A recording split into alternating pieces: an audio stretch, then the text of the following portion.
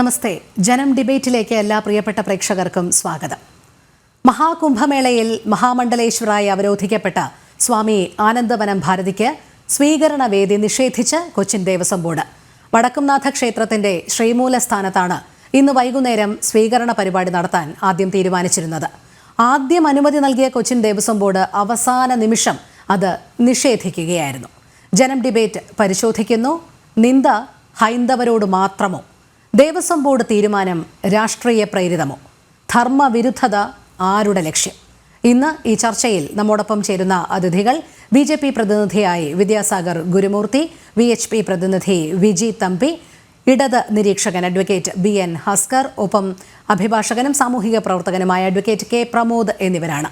അതിഥികൾക്കും പ്രേക്ഷകർക്കും സ്വാഗതം. ആദ്യം ശ്രീ വിജി തമ്പിയിലേക്കാണ്. ശ്രീ വിജി തമ്പി, ആദ്യം അനുമതി നൽകുന്നു, പിന്നീട് അവസാന നിമിഷമാണ് അനുമതി നിഷേധിക്കുന്നത് എന്ന് മാത്രമല്ല, ഇതിന് ഉത്തരവാദപ്പെട്ടവർ ഇതിൻ്റെ സംഘാടക സമിതി വിളിക്കുമ്പോൾ ഫോൺ എടുക്കുകയോ അതിനൊരു കൃത്യമായ മറുപടി നൽകാൻ പോലും തയ്യാറായിട്ടില്ല എന്നുള്ളതാണ്. ഇത്രയും നിരുത്തരവാദപരമായ ഒരു നടപടി എന്തുകൊണ്ടാണ് ദേവസ്വം ബോർഡിൻ്റെ ഭാഗത്തുനിന്നുണ്ടായത്? ഒരുപക്ഷെ ദേവസ്വം ബോർഡിനെ ആരോ ഇത്തരം ഒരു നീക്കത്തിലേക്ക് നയിക്കാൻ പ്രേരിപ്പിച്ചു. അത് ആരുടെ രാഷ്ട്രീയ ലക്ഷ്യമാണ് എന്നതടക്കമാണ് ഇവിടെ ചോദ്യം ചെയ്യപ്പെടുന്നത്. നമസ്കാരം. സ്വാമി ശരണം. കൊച്ചിൻ ദേവസ്വം ബോർഡിൻ്റെ നടപടി ശുദ്ധ തെമ്മാടിത്തരം എന്നേ പറയാൻ പറ്റൂ, അല്ലാതെ മറ്റൊരു പദം അതിന് ഉപയോഗിക്കാൻ കഴിയില്ല. കാരണം ഈ ഒരു ദേവസ്വം ബോർഡ് പ്രവർത്തിക്കുന്നത് എന്തിനു വേണ്ടിയാണ്? ദേവൻ്റെ നന്മയ്ക്ക് വേണ്ടി, ക്ഷേത്രത്തിൻ്റെ ഉന്നമനത്തിന് വേണ്ടിയുമാണ് ദേവസ്വം ബോർഡ് പ്രവർത്തിക്കേണ്ടത്. അതിനുവേണ്ടിയാണ് ദേവസ്വം ബോർഡിനൊരു സംവിധാനം ഇവിടെ ഉണ്ടാക്കിയിരിക്കുന്നത്. ഈ ദേവസ്വം ബോർഡുകളുടെ ആദ്യ ദേവസ്വം ബോർഡെന്ന് തന്നെ എനിക്ക് തോന്നുന്നത് തിരുവിതാംകൂർ ദേവസ്വം ബോർഡാണ്. തിരുവിതാംകൂർ ദേവസ്വം ബോർഡിൻ്റെ ആദ്യ പ്രസിഡൻ്റായത് സാക്ഷാൽ ഭാരതകേസരി മന്നത്ത് പത്മനാഭനാണ്. അത്തരം മഹത്തായ വ്യക്തികൾ ഇരുന്ന സ്ഥാനത്താണ് ഇന്ന് രാഷ്ട്രീയ പ്രേരിതമായി രാഷ്ട്രീയക്കാരുടെ നോമിനികളെ കുത്തിക്കയറ്റുന്നത്. ഞാൻ ചോദിക്കട്ടെ, ഒരു ദേവസ്വം ബോർഡിൻ്റെ പ്രസിഡൻ്റായാലും അല്ലെങ്കിൽ അവിടുത്തെ മെമ്പർമാരായാലും അവരാർക്ക് വേണ്ടിയാണ് പ്രവർത്തിക്കേണ്ടത്? എന്തിനു വേണ്ടിയാണ് പ്രവർത്തിക്കേണ്ടത്? ആ ക്ഷേത്രം നന്നാക്കുക, വരുന്ന ഭക്തർക്ക് സൗകര്യം ഒരുക്കുക, അവിടുത്തെ കാര്യങ്ങളെല്ലാം കൃത്യമായി നടക്കുന്നുണ്ടോ എന്ന് ഗമനിക്കുക, ഇത്തരം കാര്യങ്ങളിലും നോക്കേണ്ടത്. അല്ലാതെ രാഷ്ട്രീയത്തിനും ഭരണത്തിനും മന്ത്രിസഭയ്ക്കും കൊടി പിടിക്കേണ്ട ജോലിയാണോ അവർ ചെയ്യേണ്ടത്? അപ്പോൾ എന്തുകൊണ്ട് സംഭവിക്കുന്നു വെച്ച് കഴിഞ്ഞാൽ, ക്ഷേത്രവിശ്വാസികളല്ലാത്ത, ഈശ്വരവിശ്വാസികളല്ലാത്തവരെ ദേവസ്വം ബോർഡിൽ കയറ്റുന്നതാണ് ഈ ദേവസ്വം ബോർഡിൻ്റെ ഇത്രയും വലിയ അപജയത്തിന് കാരണം. ഇതൊരു മഹത്തായ ഒരു പരിപാടിയാണ് യഥാർത്ഥത്തിൽ പറഞ്ഞാൽ ഇന്ന് ആ വടക്കുംനാഥൻ്റെ സന്നിധിയിൽ നടക്കേണ്ടിയിരുന്നത്. ഞാൻ ചോദിക്കട്ടെ, വടക്കുംനാഥൻ്റെ പൂർണ്ണമായ ചൈതന്യം നിറഞ്ഞു നിൽക്കുന്ന ആ തേക്കിൻകാട് മൈതാനത്ത് എന്തെല്ലാം വൃത്തികേടുകൾക്കാണ് അവിടെ അവസരം ഒരുക്കി കൊടുത്തിട്ടുള്ളത്? ഇതിനു മുമ്പ് പാട്ടും കൂത്തും ഡാൻസും പല പല രാഷ്ട്രീയ പരിപാടികളും എന്തെല്ലാം പരിപാടികൾ നടന്നിട്ടുണ്ട്. അതിനെല്ലാം ഒരു പ്രശ്നവുമില്ല ഇവിടെ. അതായത് ഇതിൻ്റെ ഏറ്റവും വലിയ ഭാഗ്യമെന്ന് പറയുന്നത്, ഒരു 50-60 വർഷങ്ങൾക്ക് ശേഷമാണ് നമ്മുടെ ശങ്കരാചാര്യരുടെ ജന്മനാടായ ഈ കേരളത്തിന്, അതായത് ദൈവത്തിൻ്റെ സ്വന്തം നാടിന്, ഒരു അഖാഡയുടെ മണ്ഡലേശ്വര പദവി ലഭിക്കുന്നത്. അതായത് പ്രത്യേകിച്ചും ജൂന അഖാഡ എന്ന് പറഞ്ഞു കഴിഞ്ഞാൽ ഈ 13 അഖാഡകളിൽ ഏറ്റവും പ്രാധാന്യമുള്ളതും ഏറ്റവും സന്യാസിമാരുള്ളതുമായ ഒരു അഖാഡയാണ് ജൂന അഖാഡ. ആ ജൂന അഖാഡയുടെ മഹാമണ്ഡലേശ്വരായിട്ടാണ് ശ്രീ ആനന്ദവനം ഭാരതി സ്വാമിയാർ തിരഞ്ഞെടുക്കപ്പെട്ടത്, അതും ഈ കുംഭമേളയിൽ വെച്ച്. അപ്പോൾ കുംഭമേളയിൽ എനിക്ക് തോന്നുന്നു, കുംഭമേള തുടങ്ങുന്നതിന് മുമ്പ് തന്നെ അദ്ദേഹം അവിടെ ഉണ്ടായിരുന്നു. അതിൻ്റെ എല്ലാ കാര്യത്തിലും കേരളത്തിൽ നിന്ന് വന്നവർക്ക് എന്തെല്ലാം സൗകര്യങ്ങളാണ് സ്വാമിയോട് ഒരുക്കി കൊടുത്തത്. അവിടെ സ്വാമിയുടെ ശിബിരത്തിലായാലും മറ്റ് ശിബിരങ്ങളിലായാലും എല്ലാ കാര്യത്തിലും, പ്രത്യേകിച്ചും കേരളത്തിൽ വന്നവരോടുള്ളൊരു പ്രത്യേക ആദരവ് അദ്ദേഹം പ്രകടിപ്പിച്ചിരുന്നു. മിക്കവാറും കേരളത്തിൽ ചെന്നവരെല്ലാം തന്നെ അദ്ദേഹത്തെ സന്ദർശിക്കുകയും ചെയ്തിരുന്നു. മാത്രമല്ല, അദ്ദേഹം എത്രയോ കാലമായി നമ്മുടെ കേരളത്തിൻ്റെ ഒരു വികസനത്തിനും കേരളത്തിൻ്റെ ഒരു എന്താ പറയുക, ഒരു ആത്മീയ അന്തരീക്ഷത്തിനും വേണ്ടി പ്രവർത്തിക്കുന്നൊരു വ്യക്തിയാണ്. ഞാനും അദ്ദേഹമായിട്ട് കുറേ കാലമായിട്ട് പല പല കാര്യങ്ങളിലും ഇടപഴകി അദ്ദേഹമായിട്ട് സംസാരിച്ചിട്ടുണ്ട്. പല പല കാര്യങ്ങളിലും അദ്ദേഹമായിട്ട് ഇടപഴകി ഞാൻ പ്രവർത്തിച്ചിട്ടുണ്ട്. പരപ്പൂരമ്മ എന്ന് പറയുന്ന നമ്മുടെ ഒരു വലിയ സന്യാസിനി അമ്മയുടെ 100ാമത് ജന്മശതാബ്ദിക്കാണ്. ആ സമയത്താണ് അദ്ദേഹം ഭാരതമൊട്ടുക്ക് സഞ്ചരിച്ച് ഭാരതത്തിലെ എല്ലാ പുണ്യതീർത്ഥങ്ങളിൽ നിന്നും 1008 തീർത്ഥക്കുടങ്ങൾ നിറച്ച് ഓരോ തീർത്ഥത്തിൽ നിന്നെടുത്ത് അദ്ദേഹം തൃശ്ശൂർ കൊണ്ടുവന്നു. ആ പരപ്പൂര് ആ അമ്മയുടെ ജന്മശതാബ്ദിക്ക് അവിടെ അഭിഷേകം ചെയ്തു. അപ്പോൾ അതുപോലെ ഒരുപാട് ഹൈന്ദവ പ്രവർത്തനങ്ങളിൽ മുഴുകിയിരിക്കുന്ന അദ്ദേഹത്തിന് ഈശ്വരാനുഗ്രഹം കൊണ്ടും ഈ കേരളീയരുടെ ഭാഗ്യം കൊണ്ടും ലഭിച്ചൊരു പദവിയാണ് ഈ മഹാമണ്ഡലേശ്വർ എന്നുള്ള പദവി. നിസ്സാര കാര്യമല്ല. പ്രത്യേകിച്ചും ജൂന അഖാഡയുടെ മഹാമണ്ഡലേശ്വർ, എനിക്ക് തോന്നുന്നു ഇതിനു മുമ്പ് കേരളത്തിൽ നിന്നും 60 വർഷങ്ങൾക്ക് മുമ്പാണ് പലരും അഖാഡയുടെ മഹാമണ്ഡലേശ്വരായിട്ടുള്ളത്. അതും ജൂന അഖാഡയിൽ ആരും വന്നിട്ടില്ല എന്ന് തോന്നുന്നു. കാരണം ജൂന അഖാഡയാണ് കേരളത്തിലെ ലോകത്തിലെ ഭാരതത്തിലെ തന്നെ ഏറ്റവും പ്രധാനപ്പെട്ട ഒരു അഖാഡ. ഈ ജൂൻ അഖാഡയ്ക്കായിരുന്നു ഇത്തവണ കുംഭമേളയുടെ പൂർണ്ണ ഉത്തരവാദിത്വം. അവരുടെ കീഴിലാണ് മറ്റ് അഖാഡകളും മറ്റ് സന്യാസിമാരും മറ്റ് ഹൈന്ദവ പ്രവർത്തകരും എല്ലാം പ്രവർത്തിച്ചത്. അത്ര വലിയൊരു ആളിനെ അദ്ദേഹത്തിന് കേരളത്തിൽ വരുമ്പോൾ അഭിമാന പുരസ്സരം നമ്മൾ പലരെയും യഥാർത്ഥത്തിൽ പറഞ്ഞാൽ കേരളത്തിലെ എല്ലാ ആൾക്കാരും ഈ ഭരണകർത്താക്കൾ ഉൾപ്പെടെയുള്ള അല്ലെങ്കിൽ ദേവസ്വം ബോർഡിൻ്റെ പ്രസിഡന്റ് ഉൾപ്പെടെയുള്ള ആൾക്കാർ ചെന്ന് അദ്ദേഹത്തെ സ്വീകരിച്ച് ആനയിക്കുകയാണ് ചെയ്യേണ്ടത്. പോട്ടെ, ഭരണകർത്താക്കളുടെ കാര്യം വിടാം, കാരണം അവർ നിരീശ്വരവാദികളാണ്, ഈശ്വര വിശ്വാസികളല്ല, അവർ വിടാം. പക്ഷേ ദേവസ്വം ബോർഡിലുള്ളവർ, പ്രത്യേകിച്ചും തൃശ്ശൂർ, അദ്ദേഹത്തിൻ്റെ ജന്മനാടാണ് തൃശ്ശൂർ, അവിടെ വരുമ്പോൾ അദ്ദേഹത്തെ സ്വീകരിക്കാൻ മുന്നിൽ നിൽക്കേണ്ടത് ദേവസ്വത്തിൻ്റെ പ്രതിനിധികളായിരുന്നു. പക്ഷേ അവർ ചെയ്തതോ ഏറ്റവും വലിയ നിന്ന, ഈശ്വര നിന്ന, അല്ലെങ്കിൽ ഒരു സന്യാസി സമൂഹത്തോടുള്ള നിന്നയാണ് അവർ ചെയ്തത്. എന്തുകൊണ്ടെന്ന് വെച്ചാൽ ഇതിന് വ്യക്തമായ കാരണമുണ്ട്. കാരണം ഇത് ദേവസ്വം ബോർഡിൻ്റെ തീരുമാനമായിരിക്കില്ല, ഇത് തീർച്ചയായിട്ടും രാഷ്ട്രീയ പ്രേരിതമായിരിക്കും. കാരണം ഈ വ്യക്തി പണ്ട് CPMൻ്റെ വലിയൊരു പ്രവർത്തകനായിരുന്നു, അദ്ദേഹം ഒരു ജേർണലിസ്റ്റായിരുന്നു. അതെല്ലാം ഉപേക്ഷിച്ച് ആത്മീയത തേടിയാണ് അദ്ദേഹം ഹിമാലയ സാനുക്കളിലേക്ക് പോയത്. അവിടെ നിന്നാണ് അദ്ദേഹം അഖാഡയിലെത്തിയത്, നാഗസന്യാസിയായി മാറിയത്. അവിടെ നിന്നാണ് അദ്ദേഹം ഇപ്പോൾ മഹാമണ്ഡലേശ്വർ എന്ന ഈ വലിയ പദവിയിലേക്ക് എത്തിയത്. ഞാനും അദ്ദേഹമായിട്ട് ഇടയ്ക്ക് സംസാരിച്ചിരുന്നു കേരളത്തിൽ അഖാഡകൾ ആരംഭിക്കുന്നതിൻ്റെ കാര്യത്തെക്കുറിച്ച്. അദ്ദേഹം ഇന്നും 2 ദിവസം മുമ്പ് ഞാൻ അദ്ദേഹത്തെ സംസാരിച്ചതാണ്. കാര്യം ഇവിടെ സന്യാസി സമൂഹത്തെ ഒന്നിച്ചു നിർത്താൻ അഖാഡകൾക്ക് കഴിയും. അങ്ങനെ ഒരു അഖാഡയുടെ സ്വപ്നം അദ്ദേഹത്തിൻ്റെ മനസ്സിൽ ഇന്നും അവശേഷിക്കുന്നു. അത് അദ്ദേഹത്തിൻ്റെ ഇപ്പോഴത്തെ ഒരു പദവി അനുസരിച്ച് അദ്ദേഹത്തിന് അത് പ്രാവർത്തികമാക്കാൻ കഴിയും. അങ്ങനൊരു വ്യക്തിക്ക് ഇത്രയും ഒരു മോശമായ അനുഭവം, ആദ്യ അനുഭവം, അദ്ദേഹം കേരളത്തിൽ കാലുകുത്തി ഇങ്ങനൊരു പദവി ഏറ്റെടുത്തിട്ട് കാലുകുത്തി കഴിഞ്ഞപ്പോഴുള്ള ആദ്യത്തെ അനുഭവം അദ്ദേഹത്തിൻ്റെ സ്വന്തം ജന്മനാട്ടിൽ, അത് തീരെ മോശമായിപ്പോയി. അത് കാണിച്ച ദേവസ്വം ബോർഡ് വളരെ നീചമായ പ്രവൃത്തിയാണ് ചെയ്തതെന്ന് പറയാതിരിക്കാൻ കഴിയില്ല. ഇതിൽ യഥാർത്ഥം പറഞ്ഞാൽ ദേവസ്വം ബോർഡിലെ പ്രസിഡൻറ്റും അതിലെ മെമ്പർമാരും അദ്ദേഹത്തോട് മാപ്പ് ചോദിക്കുകയാണ് വേണ്ടത്. അതാണ് ആദ്യം ചെയ്യേണ്ടത്. അല്ലാതൊരു വർഷം ഈ ദേവസ്വം ബോർഡിനെ അംഗീകരിക്കുന്നത്. കാര്യം ഞാൻ ചോദിക്കട്ടെ, ദേവസ്വം ബോർഡിൻ്റെ നിലനിൽപ്പ് എങ്ങനെയാണ്? ഭക്തജനങ്ങളില്ലെങ്കിൽ എന്ത് ദേവസ്വം ബോർഡ്? ഞാൻ പലപ്പോഴും പറഞ്ഞിട്ടുണ്ട്, ഈ ഭക്തജനങ്ങൾ ദേവസ്വം ബോർഡ് ക്ഷേത്രങ്ങളിൽ പോയി പണം വാരി എറിയരുതേ എന്ന്. എന്തുകൊണ്ടെന്ന് വെച്ചാൽ പണത്തിൽ മാത്രമാണ് ഇവർക്ക് കണ്ണ്. ഇവർക്ക് ദൈവത്തിനെക്കുറിച്ചോ അല്ലെങ്കിൽ ആ ക്ഷേത്രത്തെക്കുറിച്ചോ അല്ലെങ്കിൽ അവിടെ വരുന്ന ആ ഹൈന്ദവ വിശ്വാസികളായ ഈശ്വര ഭക്തരെക്കുറിച്ചോ അല്ല ചിന്ത. അവിടെ വരുന്ന പണം പണം പണം പണം ഈ പണമാണ് ഇവരെ ഇത്രയും വലിയ പ്രശ്നത്തിലേക്ക് കൊണ്ട് ചാടിക്കുന്നത്. ഈ പണമില്ലാതായാൽ ഇവർ ഈ ദേവസ്വം ബോർഡ് ഉപേക്ഷിച്ച് പോവും. അപ്പോൾ യഥാർത്ഥ ഹിന്ദുക്കൾക്ക്, യഥാർത്ഥ ഈശ്വര ഭക്തർക്ക് ആ ദേവസ്വം ബോർഡ് ലഭിക്കുകയും ചെയ്യും. അതാണ് ആദ്യം ചെയ്യേണ്ടത്. സത്യം പറഞ്ഞാൽ ഈ ദേവസ്വം ബോർഡിൻ്റെ കീഴിലുള്ള ഓരോ ക്ഷേത്രങ്ങളിലും ഓരോ ദിവസവും നടക്കുന്ന എന്തെല്ലാം കാര്യങ്ങളാണ്. കൂടൽമാണിക്യം ക്ഷേത്രത്തിലെ കാര്യം നമ്മളിവിടെ ചർച്ച ചെയ്ത വിഷയമാണ്. അതുപോലെ തന്നെയാണ് കഴിഞ്ഞ 2 ദിവസത്തിന് മുമ്പ് കടക്കൽ ക്ഷേത്രത്തിൽ പാർട്ടി പരിപാടി ക്ഷേത്രത്തിനകത്ത് നടത്തിയിരിക്കുന്നു. ഇവിടെ തിരുവനന്തപുരത്ത് ആറ്റുകാൽ ക്ഷേത്രത്തിൽ ഇത്രയും ലോകത്തുള്ള എല്ലാ സ്ത്രീകളും ഇവിടെ എത്തുന്ന സ്ത്രീകളുടെ ശബരിമല എന്ന് പറയുന്ന ആറ്റുകാൽ ക്ഷേത്രത്തിൽ ബൂട്ടിട്ടുകൊണ്ട് പോലീസുകാർ നാലമ്പലത്തിനകത്ത് കയറിയിരിക്കുന്നു. അതും വലിയ ബലിക്കൽ പുരയിലാണ് അവർ എത്തിയിരിക്കുന്നു. അപ്പോൾ ഇതെന്താണ് ഉദ്ദേശിക്കുന്നത്? അപ്പോൾ ക്ഷേത്രങ്ങൾ എന്ന് പറഞ്ഞാൽ എന്താണ്?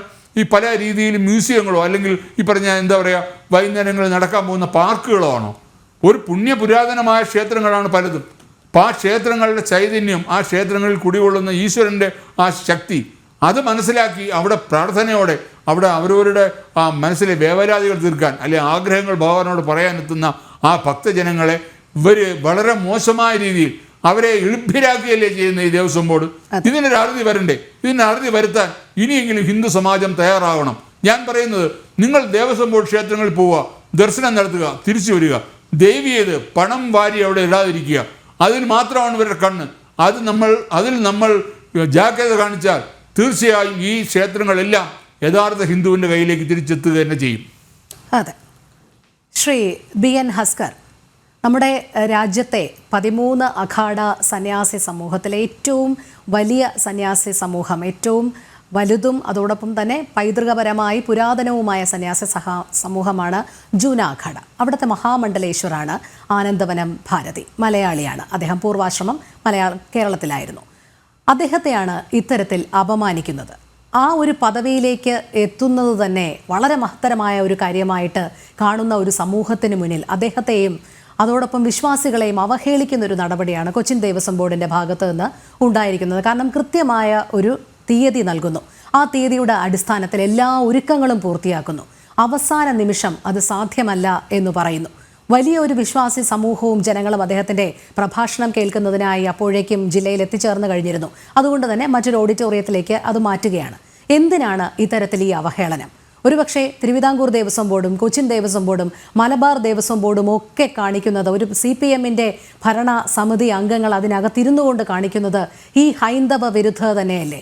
എത്രമാത്രം സംഭവങ്ങളായി ഇത്തരത്തിൽ ക്ഷേത്ര സ്വത്തും ക്ഷേത്ര പണവും കൈകാര്യം ചെയ്തിട്ട് ഹൈന്ദവരോട് ഈ അവഹേളനം കാണിക്കുന്നത്? എന്തുകൊണ്ടാണ് ഈ ഒരു സമീപനം ഹൈന്ദവരോട് വച്ചു പുലർത്തുന്നത് ഇടതുപക്ഷ സർക്കാർ? രോഹിണി, ഇതില് രാഷ്ട്രീയം കാണരുത് എന്നുള്ളതാണ് എന്റെ പ്രാഥമികമായ വിലയിരുത്തൽ. എന്തുകൊണ്ടെന്ന് സംപൂജ്യനായ ആനന്ദവനം ഭാരതി സ്വാമിജികളെ സംബന്ധിച്ചിടത്തോളം അദ്ദേഹം ഒരു സ്ഥിതപ്രജ്ഞനാണെന്നാണ് ഞാൻ മനസ്സിലാക്കുന്നത്. അദ്ദേഹത്തെ അപമാനിച്ചാലും അദ്ദേഹത്തിന് അത് ഒരു തരത്തിലും ബാധിക്കുന്ന വ്യക്തിത്വമല്ല. അതാണല്ലോ ഒരു സ്ഥിതപ്രജ്ഞത എന്നതുകൊണ്ട് ഉദ്ദേശിക്കുന്നത്. അപ്പൊ സ്വാഭാവികമായി അദ്ദേഹത്തെ ആദരിക്കുന്നതോ അദ്ദേഹത്തെ അവഹേളിക്കുന്നതോ അദ്ദേഹത്തിന് യാതൊരു തരത്തിലും വ്യക്തിപരമായി അദ്ദേഹത്തെ ബാധിക്കാറില്ല എന്ന് കരുതുന്ന ഒരാളാണ്. അപ്പോ ഇത് ബാധിച്ചിരിക്കുന്നത് ചില സംഘപരിവാർ കേന്ദ്രങ്ങൾക്ക് മാത്രമാണ്. അദ്ദേഹത്തിന് തെങ്കാട് മൈതാനമോ അല്ലെങ്കിൽ ശ്രീമൂലസ്ഥാനമോ നൽകാതിരുന്നത് കൊണ്ട് അതിൽ ഒരു അപമാനവും അദ്ദേഹത്തിന് ഉണ്ടായിട്ടില്ല. അദ്ദേഹത്തിന് അപമാനം ഉണ്ടായതായി അവകാശപ്പെട്ടുകൊണ്ട് ചില സംഘപരിവാർ കേന്ദ്രങ്ങൾ നടത്തുന്ന മുറവിളികൾക്കപ്പുറം ഇതിന് യാതൊരു പ്രസക്തിയില്ല എന്നുള്ളതാണ് എന്റെ അഭിപ്രായം. കാരണം അദ്ദേഹത്തെ പോലൊരു വ്യക്തിയെ സംബന്ധിച്ചിടത്തോളം മഹാമണ്ഡലേശ്വരായി കേരളത്തിൽ നിന്ന് വർഷങ്ങൾക്ക് ശേഷം ഒരാൾ തെരഞ്ഞെടുക്കപ്പെടുന്നു. ആദിശങ്കരന്റെ നാട്ടിലേക്ക് ജുന അഗാഡയുടെ തലവരായി അദ്ദേഹത്തെ പോലെ സംപൂജ്യരായ ഒരു സ്വാമിജി അവരോധിക്കപ്പെടുമ്പോൾ നമ്മളെപ്പോലുള്ള മുഴുവൻ ആളുകളും ആഹ്ലാദിക്കുകയും അദ്ദേഹത്തോട് ഹൃദയത്തിൽ തട്ടിയ ആദരവുള്ള വ്യക്തിത്വമാണ് നമ്മൾ ഓരോരുത്തരും. അപ്പോൾ സ്വാഭാവികമായും അദ്ദേഹത്തെ പോലൊരു വ്യക്തിത്വത്തെ അപമാനിച്ചതായി അദ്ദേഹത്തിന് ഒരു അവസരം ഒരു സ്ഥലത്ത് സ്വീകരണം നൽകുന്നതിൽ സ്റ്റേജ് നൽകിയില്ല അല്ലെങ്കിൽ വേദി നൽകിയില്ല എന്നുള്ളത് കൊണ്ട് അദ്ദേഹത്തെ അപമാനിച്ചതായി ഞാൻ കരുതുന്നില്ല. മാത്രമല്ല, ഇപ്പോ ദേവസ്വം ബോർഡുകൾ ശ്രീ വിജി തമ്പി സാറൊക്കെ പറഞ്ഞൊരു വലിയ അഭിപ്രായം എന്ന് പറയുന്നത് ക്ഷേത്രങ്ങളിൽ പണം നിക്ഷേപിക്കരുത് എന്നുള്ളതാണ്. നമ്മുടെ ദേവസ്വം ബോർഡുകളുടെ ക്ഷേത്രങ്ങളിൽ വരുമാനമുള്ള ക്ഷേത്രങ്ങൾ എത്രയുണ്ടെന്നുള്ളത് തിരുവിതാംകൂർ ദേവസ്വം ബോർഡോ കൊച്ചിൻ ദേവസ്വം ബോർഡോ മലബാർ ദേവസ്വം ബോർഡോ പരിശോധിച്ചാൽ മനസ്സിലാവും. പക്ഷേ യാതൊരു വരുമാനവും ലഭിക്കാത്ത നിരവധി ക്ഷേത്രങ്ങളെ കൂടി പരിപാലിച്ചു പോരേണ്ടത് ഇത്തരം വരുമാനം ലഭിക്കുന്ന ക്ഷേത്രങ്ങളിൽ നിന്നുകൂടിയാണെന്ന് വസ്തുത കൂടി മനസ്സിലാക്കണം. കാരണം വിശ്വാസികളെ സംബന്ധിച്ചിടത്തോളം ഏതു ക്ഷേത്രത്തെയും ഒരേപോലെ കാണുവാനും ഏതൊരു ക്ഷേത്രത്തിലെ ആരാധനാക്രമത്തെ ഒരേപോലെ സമീപിക്കുന്നതിനുമുള്ള മാനസികമായിട്ടുള്ള ഔന്നിത്യമുള്ള വ്യക്തികളാണ്. സ്വാഭാവികമായും ഇപ്പോ കൗസ്തുഭത്തിൽ അദ്ദേഹത്തിന് സ്വീകരണം നൽകുന്നതിന് സ്വീകരണം നടന്നുകൊണ്ടിരിക്കുന്നു എന്നാണ് ഞാൻ മനസ്സിലാക്കുന്നത്. സ്വാഭാവികമായും അദ്ദേഹത്തിന്റെ പ്രഭാഷണം കേൾക്കാൻ അദ്ദേഹത്തിന്റെ ഭക്തജനങ്ങളും അതുപോലെ നിരവധി ആളുകളും അവിടെ എത്തിയിട്ടുണ്ട്. അപ്പൊ അവരെയൊക്കെ വേദനിപ്പിച്ചിട്ടുണ്ടാവും. ഒരുപക്ഷെ ദേവസ്വം ബോർഡിന് കൊച്ചിൻ ദേവസ്വം ബോർഡിന് അവരുടേതായ നിലപാടുകൾ ഇക്കാര്യത്തിൽ ഏതെങ്കിലും തരത്തിൽ ഉണ്ടാവാനുള്ള സാധ്യത കൂടി കരുതുന്നു. എനിക്ക് എന്ത് നിലപാടാണ് ശ്രീ BN ഹസ്കർ? അതാണ് എന്ത് നിലപാടാണ്? ആ നിലപാടാണ് ചോദിക്കുന്നത്, രാഷ്ട്രീയ പ്രേരിതമാണോ എന്നുള്ളത്. അങ്ങനെയല്ല. കഴിഞ്ഞ ദിവസം 18-ാം തീയതിയിൽ ഞാൻ മനസ്സിലാക്കുന്നത് 18-ാം തീയതിയിൽ അദ്ദേഹത്തിന് അവിടെ സ്വീകരണം ഒരുക്കുന്നതിന് വേണ്ടി ആദ്യം തീരുമാനിക്കപ്പെട്ടിരുന്നു. സ്വാഭാവികമായും 18-ാം തീയതി അവിടെ ഉത്സവവുമായി ബന്ധപ്പെട്ട് അമ്പലവുമായി ബന്ധപ്പെട്ട് ഏതോ ഒരു ചടങ്ങ് നടക്കുന്നതിനാൽ അന്നേ ദിവസം നൽകാനാവില്ല എന്ന് പറയുന്നു. തൊട്ടടുത്ത ദിവസത്തേക്ക് പോകുന്നു. സ്വാഭാവികമായും ദേവസ്വം ബോർഡിന് അവരുടേതായ സീറോ അവറിലാണ് ഒരുപക്ഷെ ഇത്തരം ഒരു തീരുമാനം ദേവസ്വം ബോർഡ് അറിയിച്ചത് എന്നാണ് ഞാൻ മനസ്സിലാക്കുന്നത്. അതുപോലും ഒന്ന് തിരുത്തിക്കോട്ടെ ശ്രീ BN ഹസ്കർ, ആദ്യം 19-ാം തീയതി നൽകുന്നു. അതനുസരിച്ച് സംഘാടകർ മുന്നോട്ട് നീങ്ങിയപ്പോൾ 19-ാം തീയതി കലശപൂജയുണ്ടെന്നും 18-ലേക്ക് മാറ്റണമെന്നും പറയുന്നു. അങ്ങനെ 18-ലേക്ക് ആക്കുന്നു.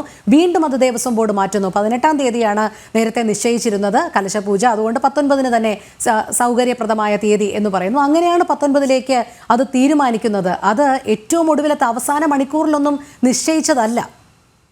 അല്ല, ഞാൻ ഉദ്ദേശിച്ചത് ദേവസ്വം ബോർഡ് അങ്ങനെ നിരാകരിക്കേണ്ടതിന്റെ ആവശ്യകത ഉണ്ട് എന്ന് കരുതുന്ന ഒരാളല്ല. കാരണം അദ്ദേഹത്തെ പോലുള്ള ആളുകൾ ഒരു മഹാനായ മനുഷ്യന്റെ പാദസ്പർശം എടുക്കുമ്പോൾ സ്വാഭാവികമായും തൃശ്ശൂരിനെ പോലുള്ള ഒരു സ്ഥലത്ത് അദ്ദേഹത്തിന്റെ പൂർവാശ്രമത്തിലെ സ്ഥലം കൂടിയായിരുന്നു തൃശ്ശൂർ എന്നാണ് ഞാൻ മനസ്സിലാക്കുന്നത്. അപ്പോൾ അദ്ദേഹത്തെ അവിടെ സ്വീകരിക്കുന്നതിന് അല്ലെങ്കിൽ അദ്ദേഹത്തിനെ ആദരിക്കുന്നതിന് സംസ്ഥാന സർക്കാരിനടക്കം ബാധ്യതയുണ്ട് എന്നാണ് ഞാൻ കരുതുന്നത്. കാരണം ഇത്തരത്തിൽ മഹാമണ്ഡലേശ്വരായി കേരളത്തിലേക്ക് എത്തുന്ന ഒരു സംപൂജ്യനായ സ്വാമിജിയെ സംബന്ധിച്ചിടത്തോളം സംസ്ഥാനത്തിന്റെ പൊതു ഗസ്റ്റായി അദ്ദേഹത്തെ പരിഗണിച്ചുകൊണ്ട് സംസ്ഥാനം അദ്ദേഹത്തെ ആദരിക്കണമെന്നുണ്ട്. ജുനാഗാഡയെ സംബന്ധിച്ച് ചരിത്രപരമായി തന്നെ നമുക്ക് അറിയാവുന്നതാണ്. അപ്പൊ സ്വാഭാവികമായും ജുനാഗാഡയുടെ മഹാമണ്ഡലേശ്വരായി അവരോധിക്കപ്പെട്ട അദ്ദേഹത്തെ സംസ്ഥാന സർക്കാരിന്റെ ഗസ്റ്റായി തന്നെ തീരുമാനിച്ച് അദ്ദേഹത്തിന് സർവ്വ ആദരവും സംസ്ഥാന സർക്കാർ നൽകണം എന്ന് കരുതുന്ന ഒരാളാണ്. പലപ്പോഴും ഇത്തരത്തിൽ സന്യാസി വര്യന്മാരെയൊക്കെ തന്നെ സംസ്ഥാനങ്ങളിലേക്ക് വരുമ്പോൾ സംസ്ഥാനം അവരുടെ ഔദ്യോഗിക ഗസ്റ്റായി തന്നെ പ്രഖ്യാപിച്ച് സ്വീകരണങ്ങൾ നൽകുന്ന ചരിത്രവും നമ്മുടെ മുന്നിലുണ്ട്. അപ്പൊ അത്തരത്തിൽ തന്നെ അദ്ദേഹത്തെയും പരിഗണിക്കണമായിരുന്നു. അദ്ദേഹം സംസ്ഥാനത്തിന്റെ ഗസ്റ്റ് ആയിട്ടാണോ എത്തിയിട്ടുള്ളത് എന്ന് എനിക്കറിയില്ല. അപ്പോ അദ്ദേഹത്തെ അങ്ങനെ തന്നെ ആദരിക്കേണ്ടതായിരുന്നു എന്ന അഭിപ്രായമാണ്. ഏതെങ്കിലും തരത്തിലുള്ള രാഷ്ട്രീയം ഇക്കാര്യത്തിൽ പക്ഷേ നിർഭാഗ്യവശാൽ അദ്ദേഹത്തെ അങ്ങനെ ആദരിച്ചില്ല എന്ന് മാത്രമല്ല അവഹേളിക്കുക കൂടിയാണ് ചെയ്തിരിക്കുന്നത്. താങ്കൾ നേരത്തെ പറഞ്ഞു അദ്ദേഹത്തിന് യാതൊരു തരത്തിലുള്ള അപമാനമോ അല്ലെങ്കിൽ ബഹുമതിയോ ഒന്നും ആഗ്രഹിക്കുന്ന ആളല്ല സന്യാസി ശ്രേഷ്ഠൻ എന്നാണ്. തീർച്ചയായും അദ്ദേഹം സന്യാസി ശ്രേഷ്ഠൻ തന്നെയാണ്. വികാരങ്ങൾക്ക് അതീതമാണ് അദ്ദേഹം. അദ്ദേഹത്തെ അപമാനിച്ചതുകൊണ്ടോ നിന്ദിച്ചതുകൊണ്ടോ ഒന്നും അദ്ദേഹത്തിനെ അത് ബാധിക്കുന്നില്ല. പക്ഷേ പദവിയെ ബഹുമാനിക്കേണ്ടുന്ന ഒരു മര്യാദ പൊതുസമൂഹത്തിനുണ്ട്. പ്രത്യേകിച്ച് അദ്ദേഹത്തിൻ്റെ ആ പദവി അവിടെയാണ് അവഹേളിച്ചിരിക്കുന്നത്. ഒരു നിയമസഭയിൽ മിസ്റ്റർ ചീഫ് മിനിസ്റ്റർ എന്ന് പറഞ്ഞപ്പോൾ ആക്രോശിച്ചുകൊണ്ട് ചാടി എഴുന്നേറ്റു. അതുപോലും ഇഷ്ടപ്പെടാത്ത ഒരു മുഖ്യമന്ത്രി. അവിടെയാണ് മഹാമണ്ഡലേശ്വരായി അവരോധിക്കപ്പെട്ട ഇത്രയും വലിയ സന്യാസി ശ്രേഷ്ഠൻ വന്നപ്പോൾ അദ്ദേഹത്തിന് അപമാനമൊന്നും അദ്ദേഹത്തെ ബാധിക്കില്ല എന്ന് പറഞ്ഞൊഴിയുന്നത്. അല്ല, നിശ്ചയമായും ഞാനത് പറഞ്ഞത് ഒരു വ്യക്തി എന്ന നിലയിലുള്ള സന്യാസി ശ്രേഷ്ഠൻ എന്ന നിലയിൽ അദ്ദേഹം ഒരു സ്ഥിതപ്രജ്ഞനായതുകൊണ്ട് അങ്ങിപ്പോ നമ്മൾ വേദനയോടുകൂടി കാണുന്നത് പോലെ നമ്മളെ സാധാരണ മനുഷ്യരാണ്. നമുക്ക് അദ്ദേഹത്തിന്റെ തലത്തിലോ അദ്ദേഹത്തിന്റെ ബൗദ്ധിക നിലവാരത്തിലോ ചിന്തിക്കുവാനോ പ്രവർത്തിക്കുവാനോ കഴിയില്ല എന്ന് കരുതുന്ന ഒരാളാണ്. അപ്പൊ അദ്ദേഹം നിൽക്കുന്ന തലത്തിൽ നിന്നുകൊണ്ട് അദ്ദേഹത്തിന് ഇത് ഒരു തരത്തിലുള്ള അപമാനമോ അല്ലെങ്കിൽ ഇപ്പോ അദ്ദേഹത്തെ പൂർണ്ണ കുംഭത്തോടുകൂടി സ്വീകരിച്ച് ആനയിച്ചു പോയി കഴിഞ്ഞാൽ പോലും അദ്ദേഹത്തിന് അതിലൊരു ആഹ്ലാദവും നൽകുമെന്ന് ഞാൻ കരുതുന്നില്ല. ഇത് വേദനിപ്പിച്ചിരിക്കുന്നത് ചില കേന്ദ്രങ്ങളെ മാത്രമാണ്. ആ ചില കേന്ദ്രങ്ങൾക്ക് രാഷ്ട്രീയ താല്പര്യമുണ്ട്. അത് ഇടതുവിരുദ്ധത കൂടിയാണ്. ഇടതുപക്ഷം ത്തിന്റെ നേതൃത്വത്തിൽ സംസ്ഥാനത്ത് ദേവസ്വം ബോർഡുകളുടെ നിയന്ത്രണം ഇടതുപക്ഷത്തിനാണ് എന്നുള്ളത് കൊണ്ട് സ്വാഭാവികമായും ദേവസ്വം ബോർഡ് ഏതോ രാഷ്ട്രീയ നിലപാടെടുത്തു എന്ന തെറ്റിദ്ധാരണ പരത്തുന്നതിന് ഉതകുന്ന തരത്തിൽ ഇത് ക്രിയേറ്റ് ചെയ്യപ്പെടുന്നു എന്നുള്ള അഭിപ്രായമാണ് എനിക്കുള്ളത്. ഒരു തരത്തിലും ഇതൊരു രാഷ്ട്രീയ നിലപാടായിരുന്നില്ല.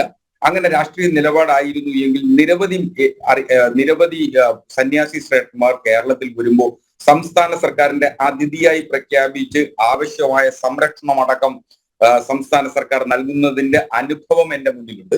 എനിക്ക് നേരിട്ടറിയാവുന്ന അനുഭവങ്ങളുണ്ട്. അതുകൊണ്ടാണ് ഞാനത് പറയുന്നത്. ഒരു തരത്തിലും സംസ്ഥാന സർക്കാർ ഏതെങ്കിലും ഹൈന്ദവ മതവിശ്വാസത്തെയോ അല്ലെങ്കിൽ ഹൈന്ദവ മത നേതാക്കന്മാരെയോ അവഹേളിച്ചതായി ഇങ്ങനെ പ്രചരിപ്പിക്കുന്നത് തന്നെ ദുഷ്ടലാക്കോടുകൂടിയാണ് എന്നാണ്. ശ്രീ ബി എൻ ഹസ്കർ, 2 ദിവസം മുൻപുള്ള ഹൈക്കോടതി വിധി ഓർമ്മയുണ്ടായിരിക്കുമല്ലോ. ഹൈക്കോടതിയുടെ പരാമർശം കടക്കൽ ദേവീക്ഷേത്രവുമായി ബന്ധപ്പെട്ട തിരുവിതാംകൂർ ദേവസ്വം ബോർഡിന്റെ എന്തടിസ്ഥാനത്തിലാണ് ഇത്തരം പരിപാടികൾക്ക് അനുമതി നൽകിയത് എന്നുള്ളത്.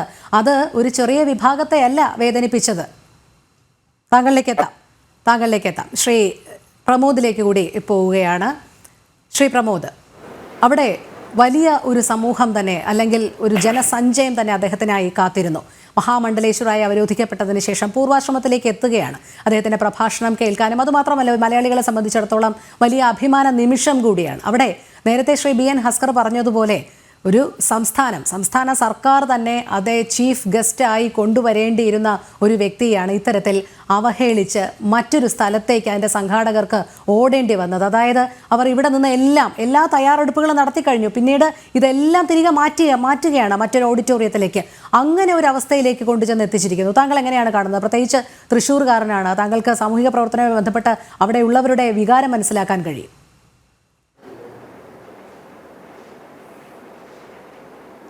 ഇതിൽ ഹസ്കർ സാർ പറഞ്ഞ ഒരു കാര്യത്തിന് ആദ്യം ഒരു മറുപടി തന്നിട്ട് അങ്ങോട്ട് പോവാം. അദ്ദേഹം പറഞ്ഞു ഈ സന്യാസി വളരെ ലളിതമായതാണ്, അദ്ദേഹത്തിന് കോട്ടം തട്ടില്ല എന്നൊക്കെ പറഞ്ഞു. എൻ്റെ ചോദ്യം ഇതിൽ അദ്ദേഹത്തോടുള്ള എന്താ വെച്ചാൽ, ഇവിടെ സർക്കാരുണ്ട്, സർക്കാരിൻ്റെ ഭരണമുണ്ട്, ദേവസ്വം മിനിസ്റ്ററുണ്ട്. ഇങ്ങനൊരു വിഷയമുണ്ടാകുമ്പോൾ ഉടനടി ഇടപെട്ട് ഇതിലെന്താണ് ഇങ്ങനെ ഉണ്ടായത്, അത് ചെയ്യരുത് എന്നുള്ള നിർദ്ദേശം ഈ ദേവസ്വം സെക്രട്ടറിമാർക്കും ദേവസ്വം ഭരണകർത്താക്കൾക്കും കൊടുക്കാനുള്ളൊരു അവസരം ഉണ്ടായിരുന്നു. ഇതൊന്നും ചെയ്യാതെ ഇവിടെ വന്നിരുന്ന് ഇത് സംഘപരിവാറിൻ്റെ രാഷ്ട്രീയം കടത്തുകയാണ് ഇതിലേക്ക് എന്നൊക്കെ പറയുമ്പോൾ തന്നെ അദ്ദേഹത്തിൻ്റെ ആ സംസാര രീതിയിൽ തന്നെ ആ ചിരിയിൽ നിന്ന് മനസ്സിലാക്കാം ഇത് വെറുതെ ഒന്ന് പറയുക. അതായത് ഇത് സംഘപരിവാറിൻ്റെ ഉദ്ദേശമാണ്. ഇത് നിങ്ങൾ ഭരിക്കുന്ന സംസ്ഥാനത്ത് നിങ്ങൾ ചീഫ് ഗസ്റ്റായിട്ട് നിങ്ങൾ കൊണ്ടുവരണം, അദ്ദേഹത്തെ ആദരിക്കേണ്ട ആളാണ് എന്നൊക്കെ നിങ്ങൾ പറയുമ്പോൾ എന്തുകൊണ്ട് നിങ്ങൾ അതിൽ നിന്ന് പിൻവാങ്ങി? അദ്ദേഹത്തിൻ്റെ പരിപാടിയിൽ നിങ്ങൾ അലങ്കോലപ്പെടുത്താൻ വേണ്ടി അവസാന മിനിറ്റ്, ഞാനിപ്പോൾ പറഞ്ഞപ്പോൾ കൃത്യമായിട്ടൊരു കാര്യം പറയാം, 18-ാം തീയതി ആദ്യം പറയുന്നു, പിന്നെ 19, വീണ്ടും 18, വീണ്ടും 19. ഇതെല്ലാം ചെയ്ത കൊച്ചിൻ ദേവസ്വം ബോർഡ് ചെയ്ത നടപടി നിങ്ങൾക്ക് ഇപ്പോഴും കൊച്ചിൻ ദേവസ്വം ബോർഡിനെ തള്ളി പറയാൻ പറ്റുന്നില്ല. വിജി സാറ് പറഞ്ഞ പോലെ ഇതിൽ ദേവസ്വത്തിൻ്റെ ഉള്ളിലിരിക്കുന്ന ലെഫ്റ്റ് ചിന്താഗതി നിരീശ്വരവാദികളുടെ ഒരു കൂട്ടമാണ് ഇതിൻ്റെ പിന്നിൽ മുഴുവൻ. അത് എന്നും ഹിന്ദുക്കളുടെ മെക്കെട്ടേക്ക്, ഹിന്ദുക്കളുടെ മേലെ കുതിര കയറാൻ മാത്രം. ഇതൊരു മുസ്ലിം സമുദായത്തിൻ്റെയോ ക്രിസ്ത്യൻ സമുദായത്തിൻ്റെയോ ഒരു പുരോഹിതനാണ് വരുന്നതെങ്കിൽ ഇതൊരിക്കലും ഉണ്ടാവില്ല. കാരണം അവിടെ ഇതായിരിക്കില്ല അവർക്കുള്ള മറുപടി. ഹിന്ദുക്കളെന്നും സോഫ്റ്റാണ്, ഹിന്ദുക്കളെന്നും പെട്ടെന്ന് മറന്നു പോകുന്നു. ഇതെല്ലാം ഉള്ളത് കൊണ്ടാണ് ഹിന്ദുക്കളുടെ മെക്കെട്ടിക്ക് വരുന്നത്. ഇപ്പോൾ വളരെ ഇതോടുകൂടി പറഞ്ഞു, തൃശ്ശൂര് വടക്കുന്നാഥൻ്റെ കോമ്പൗണ്ടിൻ്റെ ഉള്ളിൽ ബെല്ലി ഡാൻസും അതുപോലെ തന്നെ ഫാഷൻ ഷോവും ഒക്കെ നടത്തിയവരവര് ഈ പറയുന്ന കൊച്ചിൻ ദേവസ്വം ബോർഡും ഈ തൃശ്ശൂർ കോർപ്പറേഷൻ ഭരിക്കുന്ന LDFും വ്യാപാരി സമൂഹവും കൂടി ചേർന്ന് ഇവിടെ ഫാഷൻ ഷോവും ബെല്ലി ഡാൻസും നടത്തി അമ്പലപ്പറമ്പിൻ്റെ ഉള്ളിൽ. അപ്പം അതിനൊന്നും അവർക്കൊരു കുഴപ്പമില്ല. ഇത് നേരത്തെ കൂട്ടി നിശ്ചയിച്ച് അനുവാദം മേടിച്ച് ഒരു പരിപാടി ഫിക്സ് ചെയ്യുന്നു. ശരി, കലശം വന്നു, ഒരു ദിവസം മുന്നോട്ടാക്കാൻ പറഞ്ഞു. അതിനെക്കുറിച്ച് ചിന്തിക്കുമ്പോൾ വീണ്ടും പറയുന്നു 19-ാം തീയതി മതിയെന്ന്. അല്ലെങ്കിൽ ആദ്യമേ നിഷേധിക്കേണ്ടതായിരുന്നു. അപ്പം ഇതിൻ്റെ ഉദ്ദേശം അതല്ല. ഇപ്പം തൃശ്ശൂർ പൂരം ഇതുപോലെ കലക്കി എന്ന് പറഞ്ഞ പോലെ തന്നെയാണ് ഇതിലും പറയാൻ പോണത്. ഇനി വരാൻ പോകുന്ന ഇലക്ഷൻ ഇതല്ല. അവസാനം വന്ന് പറയാം എന്താ, ഏതെങ്കിലും ഒരു തോറ്റ ആള് വന്ന് പറയും ഇത് അന്ന് ചെയ്ത പ്രവൃത്തി, അതിൽ ഹിന്ദുക്കളുടെ കുറച്ച് പേര് കൂടി ചേർന്ന് ഇതിൽ കള്ളത്തരം ചെയ്താണ്. ഇതുപോലെ പറയുന്ന പരിപാടികളാണ്. ഇപ്പൊ തൃശ്ശൂർ എന്താ പറയുക, വടക്കുന്നാഥൻ ക്ഷേത്രത്തിന്റെ ഭരണസമിതി എന്താണ് അവരുടെ സൈലൻസ്? അവര് ശരിക്കും പറഞ്ഞാൽ മേഡം, നിങ്ങളിതിലെ തൃശ്ശൂര് കൊച്ചിൻ ദേവസ്വം ബോർഡിന്റെ ഭരണകർത്താക്കളിൽ അവരുടെ ബോർഡിലുള്ള ആരെങ്കിലും ഒരാളെ വിളിക്കണമായിരുന്നു. നമുക്കറിയാൻ പറ്റുമായിരുന്നു എത്രത്തോളം മണ്ടന്മാരാണെന്ന്. ഇവരതൊന്നുമല്ല, ഇതൊക്കെ കൃത്യമായി രാഷ്ട്രീയ പ്രേരിതമായി. കാരണം തൃശ്ശൂർ ജില്ലയിൽ ഇതുപോലത്തെ പ്രവൃത്തികളാണ് ഈ പറയുന്ന ലെഫ്റ്റ് ഗവൺമെന്റിന് പറ്റുന്ന മണ്ടത്തരം. ഇപ്പോൾ നിങ്ങൾ സംഘപരിവാറിന്റെ വളർച്ച, അല്ലെങ്കിൽ ഇവിടെ ഈ പറയുന്ന BJP വളരുന്നു എന്ന് പറയുന്നത് നിങ്ങൾ കാണിക്കുന്ന ഈ മണ്ടത്തരങ്ങളാണ്. എന്തിനാണ് നിങ്ങൾ ഒരു ഹിന്ദു സമൂഹത്തിനെതിരെ, അവരുടെ ഒരു ആചാര്യനെതിരെ ഈ തരം പ്രവർത്തികൾ? ഇത് നിങ്ങൾക്ക് ഒന്നില്ലെങ്കിൽ നേരത്തെ പറയാം. അപ്പോൾ അവർക്ക് ഈ പറഞ്ഞ പോലെ ഇതെല്ലാം അനുവദിക്കുന്നു. അവസാന മിനിറ്റിൽ ഈ പരിപാടി അലങ്കോലപ്പെടുത്താൻ വേണ്ടി മാത്രം ഇതങ്ങോട്ട് എന്താ പറയുക, പൊളിഞ്ഞു പോകട്ടെ എന്ന് വിചാരിച്ച് മാത്രം ചെയ്ത പ്രവൃത്തിയാണ്, അല്ലാതെ വേറെ ഒന്നുമല്ല. അത് മാത്രമല്ല അമ്പല കമ്മിറ്റിയിൽ ശ്രീ കെ പ്രമോദ്, ഞാൻ ഒന്ന് ഇടപെട്ട് പറഞ്ഞുകൊള്ളട്ടെ. തൃശ്ശൂർ പൂരവുമായി ബന്ധപ്പെട്ട് കോടതിക്ക് മുൻപാകെ സത്യവാങ്മൂലം നൽകിയപ്പോൾ ഇതേ കൊച്ചിൻ ദേവസ്വം ബോർഡാണ്, അതായത് ഞാൻ അത് പ്രത്യേകം വായിക്കാം, പൂരം പ്രത്യേക ക്ഷേത്രങ്ങളുടെയോ സാമുദായിക വിഭാഗങ്ങളുടെയോ വ്യക്തികളുടെയോ മാത്രം ആഘോഷമല്ല എന്നുള്ളൊരു നിലപാട് അവിടെ പറയുകയുണ്ടായി. ഇത് വലിയ രീതിയിലുള്ള പ്രതിഷേധത്തിന് അന്ന് ഇടയാക്കിയതാണ്. നമുക്കറിയാം എത്രമാത്രം സത്യവാങ്മൂലത്തിൽ, അതായത് ആചാരങ്ങളെ ലംഘിക്കാനുള്ള ഒരു ബോധപൂർവമായ ശ്രമം അന്നത്തെ സത്യവാങ്മൂലത്തിൽ ഉണ്ടായിരുന്നു എന്നുള്ളത്. അതുമാത്രമല്ല, അവിടെയുള്ള ഈ ടെൻഡർ നടപടികളുമായി ബന്ധപ്പെട്ട്, ഷോപ്പുകൾക്കടക്കം നൽകുന്ന ടെൻഡറുമായി ബന്ധപ്പെട്ട് വാടക വർധന നടപ്പാക്കാനാണ് എപ്പോഴും ഈ കൊച്ചിൻ ദേവസ്വം ബോർഡ് ശ്രമിച്ചുകൊണ്ടിരുന്നത് എന്ന് മാത്രമല്ല, അവിടെ ഉണ്ടാകുന്ന മാലിന്യങ്ങൾ അത് മാറ്റാനുള്ള ഉത്തരവാദിത്വം പൂർണ്ണമായും തിരുവമ്പാടിയും പാറമേക്കാവും വഹിച്ചു കൊള്ളണം, അത് തങ്ങളുടെ ഉത്തരവാദിത്വമേ അല്ല എന്ന് പറഞ്ഞുകൊണ്ടിരിക്കുക. അതായത് കീശയിലേക്ക് ഇങ്ങനെ പണം വന്നുകൊണ്ടിരിക്കണം, പക്ഷേ ബാക്കി കാര്യങ്ങളൊക്കെ മറ്റുള്ളവർ, വിശ്വാസികൾ അങ്ങ് ചെയ്തു കൊള്ളണമെന്നുള്ള ഒരു മനോഭാവം.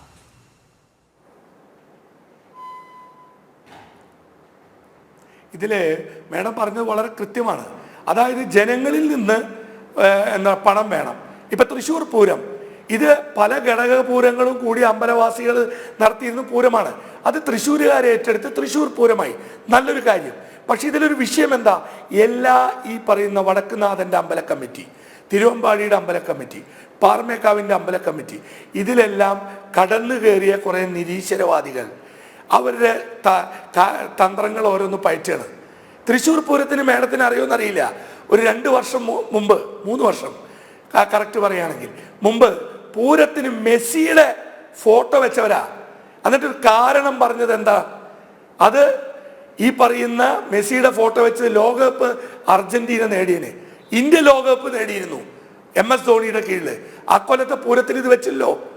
ഇനി ശ്രീരാമനെ കഴിഞ്ഞ പ്രാവശ്യം വെച്ചതിനല്ലേ ഇവർക്ക് ഏറ്റവും വലിയ ഹിന്ദുക്കളുടെ പൂരമായിരുന്നു. അത് തൃശ്ശൂർ നഗരത്തിലെ എല്ലാ സമൂഹത്തിൽപ്പെട്ടവരും എല്ലാ എന്താ പറയുക ജാതിയിൽപ്പെട്ടവരും അത് ഏറ്റെടുത്ത് തൃശ്ശൂർ പൂരമാക്കുകയാണ് ചെയ്തത്. അപ്പൊ ആ തൃശ്ശൂർ പൂരത്തിന് പോലും ഇതുപോലത്തെ കടന്നുകയറ്റം. ഇനി മേഡം ഞാനിപ്പോൾ പറയുന്നു, നിങ്ങൾ എഴുതി വെച്ചോളൂ ഇന്നത്തെ ഡേറ്റ് വെച്ച്. ഈ പറയുന്ന വടക്കുംനാഥ ക്ഷേത്രത്തിന് ചുറ്റുമതിൽ, അതായത് മെയിൻ ഇതിന് വിട്ടിട്ട് അതിൻ്റെ വടക്കുംനാഥന്റെ ഗ്രൗണ്ടിന് ചുറ്റും കൃത്യമായിട്ട് ഒരു ഫെൻസിങ് എല്ലാം ഉണ്ടായിരുന്നു. അതിപ്പോ ഇവര് വാടക ഇനത്തിൽ കൊടുക്കാനുള്ള പരിപാടിയിൽ ഈ അഡ്വർടൈസ്മെന്റ് ബോർഡുകൾ വെക്കാൻ അതിന്റെ പണി നടന്നുകൊണ്ടിരിക്കുകയാണ്. ഇപ്പോൾ അഡ്വർടൈസ്മെന്റ് ബോർഡുകൾ വെക്കാൻ അനുവാദം കൊടുത്തിരിക്കുകയാണ് 5 കൊല്ലത്തേക്ക് മറ്റേ. ഇത് അമ്പലപ്പറമ്പിലെ ചുമരുകൾ പരസ്യത്തിനല്ല ഉപയോഗിക്കേണ്ടത്. ഇവിടുത്തെ ഹിന്ദു വിശ്വാസികളും ഹിന്ദു സംഘടനകളും, ഞാൻ വിജിസാറി ഇരിക്കുമ്പോൾ തന്നെ പറയുന്നു, ഹിന്ദു സംഘടനയിലും കൃത്യമായ ഇടപെട്ട് കൃത്യമായ ഫോളോ അപ്പ് വേണം. അത് വരാതെയാകുമ്പോഴാണ് ഹിന്ദുക്കളുടെ മേലെയുള്ള കടന്നുകയറ്റം. ദേവസ്വം ബോർഡിന്റെ ഒരു അമ്പലത്തിലും ഇപ്പോ കിങ്ഫിഷർ ആയിരുന്നു, അവരുടെ ഗ്രൂപ്പായിരുന്നു വിജയ് മല്ലയ, അദ്ദേഹമായിരുന്നു എന്താ പറയാ നമ്മുടെ ശബരിമലയിൽ സ്വർണത്തിൻ്റെത് ഡൊണേറ്റ് ചെയ്തത്. അദ്ദേഹത്തിന്റെ പരസ്യം വെക്കാൻ സമ്മതിച്ചില്ലല്ലോ, ആ കോടതി പോലും ഇടപെട്ടില്ലേ. അതുപോലെ തന്നെയാണ് ഇതും ചെയ്യേണ്ടത്. ഈ പരസ്യ ബോർഡുകൾ ഇതെന്തിനാണ്? അമ്പലത്തിൽ പരസ്യ ബോർഡ്, അത് ആർക്ക് പൈസ ഉണ്ടാക്കാൻ? അതിലൊക്കെ കള്ളത്തരാ. അത് ഇവിടുത്തെ ഹിന്ദു സംഘടന മിണ്ടാണ്ടിരിക്കുന്നു. ഇപ്പൊ കഴിഞ്ഞ ദിവസം പാറമേക്കാവ് ദേവസ്വത്തിലെ സെക്രട്ടറിയുടെ സ്റ്റേറ്റ്മെന്റ് ഞാൻ കണ്ടു. രാഷ്ട്രീയ പ്രേരിതമായിട്ട് ചെലവര് ചെയ്യുന്നു, ഞങ്ങൾ 20 കോടി നീക്കിയിരിപ്പുണ്ട്. ആ പറഞ്ഞതാണ് അദ്ദേഹം ചെയ്ത തെറ്റ്. കാരണം 20 കോടി എന്ന് കേട്ടപ്പോൾ പിന്നെ അതിലേക്ക് കടന്നു കയറി കൈയിട്ട് വരാനുള്ള പരിപാടിയാ. അതിലേക്ക് നിൽക്കരുത്. ഞാൻ മനസ്സിലാക്കുന്നത് തിരുവമ്പാടി ദേവസ്വം അതിൻ്റെ സ്ഥലങ്ങൾ വാടകയ്ക്ക് കൊടുത്ത് ഈ രാഷ്ട്രീയക്കാരായ ചിലവരെ കടന്നു കയറി വാടകയ്ക്ക് കൊടുത്ത് വാടക കിട്ടാതെ അതിൽ 5 കോടിയാണെന്നാണ് ഞാൻ മനസ്സിലാക്കുന്നത് വാടക കിട്ടാനുള്ളത്. അവരുടെ ഒരു ഓഡിറ്റോറിയ സമുച്ചയം വാടകയ്ക്ക് കൊടുത്ത്, അതിലും കള്ളത്തരം, അതിലും രാഷ്ട്രീയം, എല്ലാത്തിലുമുണ്ട്. ഇതിൽ കടന്നുകയറ്റം നിർത്തേണ്ടത് ഇവിടുത്തെ മാത്രമല്ല, ഈ ആസ്തി മൂല്യവും സംബന്ധിച്ച് വളരെ രസകരമായ ഒരു വസ്തുത കൂടി ഉണ്ടായിട്ടുണ്ട്. ശ്രീ പ്രമോദ്, നമ്മുടെ ഒരു സ്വകാര്യ ചാനൽ ഫയൽ ചെയ്ത ഒരു ഹർജിയിൽ ഇത്തരത്തിൽ ഗുരുവായൂർ ക്ഷേത്രത്തിൻ്റെയൊക്കെ ആസ്തി വെളിപ്പെടുത്തിയാൽ അത് അവിടുത്തെ സുരക്ഷയെ തന്നെ ബാധിക്കും എന്നാണ് കോടതിക്ക് മുൻപാകെ ദേവസ്വം ബോർഡ് നൽകിയ സത്യവാങ്മൂലം എന്ന് പറയുന്നത്. ആസ്തിയൊന്നും വെളിപ്പെടുത്താതെ ഇതിങ്ങനെ മൂടി വെച്ച് കൊണ്ടുപോകാം എന്നുള്ള ഉദ്ദേശം. താങ്കളിലേക്ക് എത്താം. ശ്രീ വിജി തമ്പി, ഇത് ഒരു വിഭാഗത്തെ മാത്രമാണ് ബാധിച്ചത്. സ്വാമി ആനന്ദവനം ഭാരതിയെ അപമാനിച്ചിട്ടില്ല. അദ്ദേഹത്തിന് ഇതിൽ പരിഭവമോ പരാതിയോ ഒന്നുമില്ല. പകരം ഇത് ചില ഹൈന്ദവ സംഘടനകൾ, പ്രത്യേകിച്ച് RSS പോലെയുള്ള ഹൈന്ദവ സംഘടനകളെ മാത്രം ബാധിച്ച ഒരു കാര്യമാണ്. അവർ ഇത് രാഷ്ട്രീയമായി മുതലാക്കുന്നു എന്നാണ് ഇടതുപക്ഷ പ്രതിനിധിയുടെ വാദം.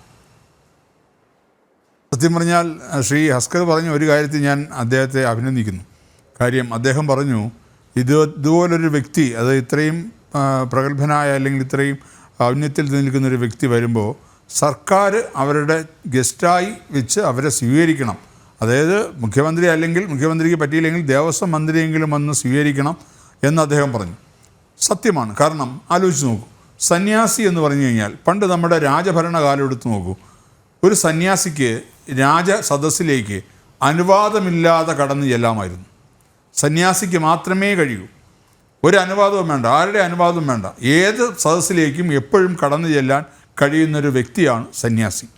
അപ്പം മാത്രമല്ല, ഇത് വെറുമൊരു സന്യാസി മാത്രമല്ല, ഈ ഭാരതത്തിലെ ഏറ്റവും വലിയ അഖാഡ എന്ന് പറയുമ്പോൾ ശങ്കരാചാര്യർ സ്ഥാപിച്ച അഖാഡയിൽ ഒന്നാണ് ജൂന അഖാഡ.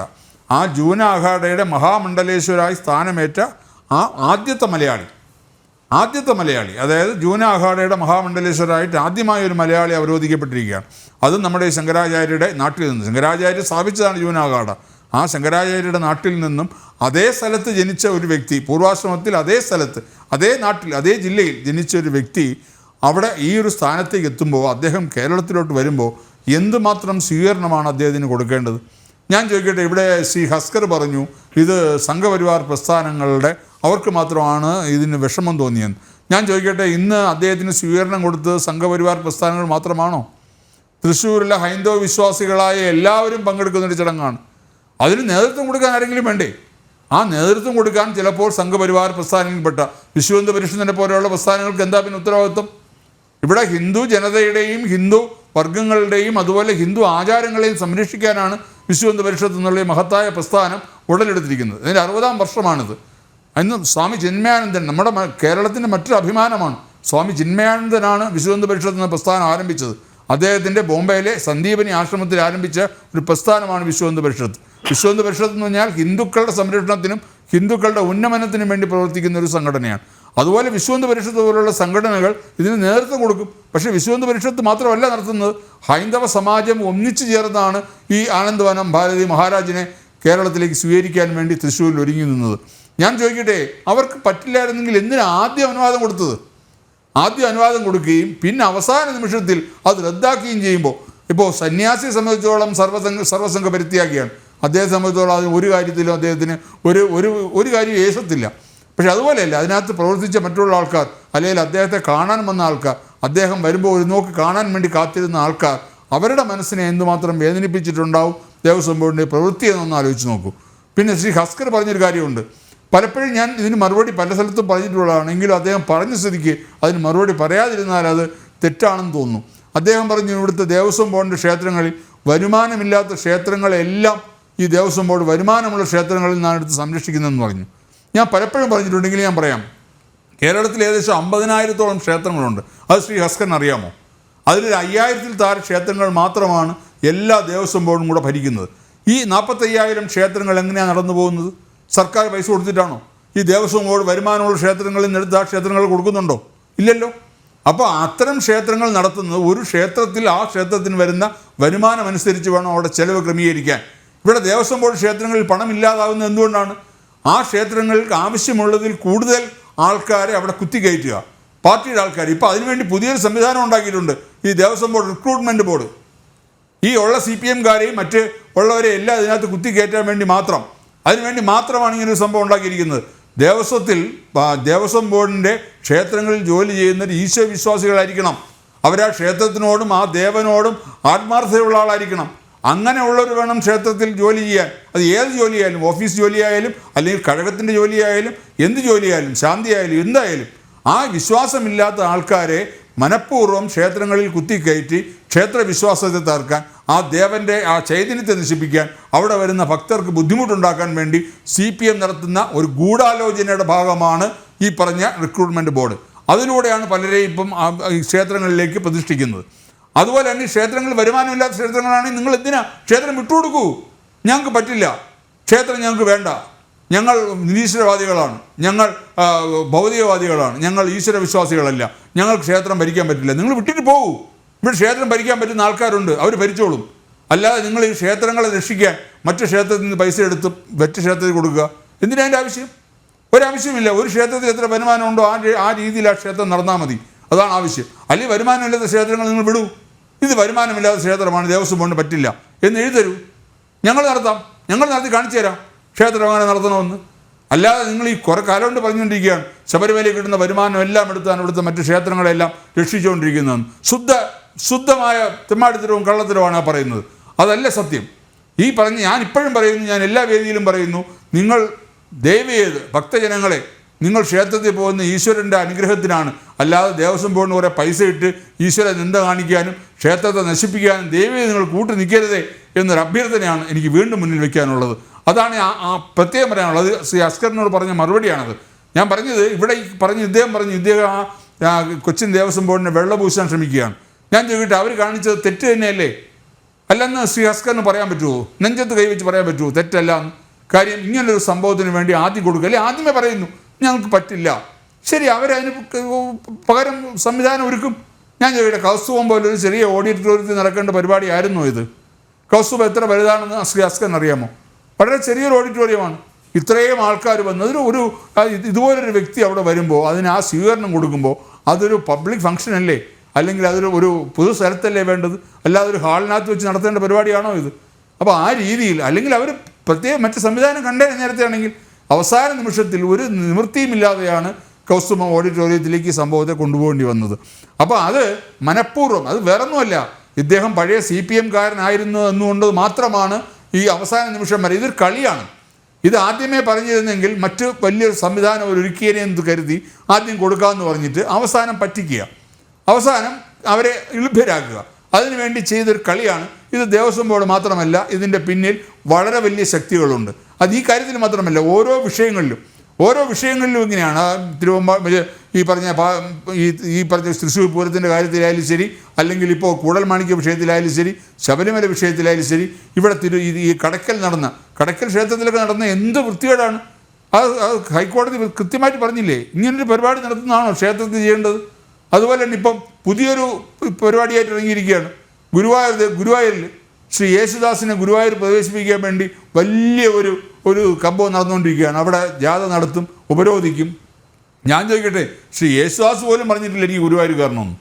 പണ്ടം കണ്ടോ, 10-60 വർഷത്തിന് മുമ്പ്, 40-50 വർഷത്തിന് മുമ്പ് അദ്ദേഹം ഒരു ആഗ്രഹം പ്രകടിപ്പിച്ചു. അദ്ദേഹം ചെമ്പയുടെ ശിഷ്യനായിരിക്കുന്ന കാലത്ത് അന്ന് അദ്ദേഹത്തിന് ഈ പറഞ്ഞ ഈ ഹിന്ദുമത വിശ്വാസിയാണെന്ന് എഴുതി കൊടുക്കാൻ പറ്റാത്തതുകൊണ്ട് അദ്ദേഹം കയറിയില്ല. അന്ന് എനിക്ക് തോന്നുന്നു ആ സമയത്താണ് യശസ്വരീയനായ ശ്രീ വയലാർ രാമവർമ്മ യേശുദാസിന് വേണ്ടി ഒരു പാട്ട് എഴുതി. അന്ന് അദ്ദേഹത്തിന് ഗുരുവായൂർ കയറാൻ കഴിയാത്ത ഒരു വിഷയം വന്നപ്പം ആ സിനിമയിൽ ഒരു ബന്ധവുമില്ല, ഉദയനൻ്റെ മകൻ എന്നാണ് എൻ്റെ ഓർമ്മ, ആ സിനിമയുമായിട്ട് ഒരു ബന്ധവുമില്ലാത്ത ആ പാട്ടാണ് ഗുരുവായൂർ അമ്പലനടയിൽ ഒരു ദിവസം ഞാൻ പോകും എന്നുള്ള പാട്ട്.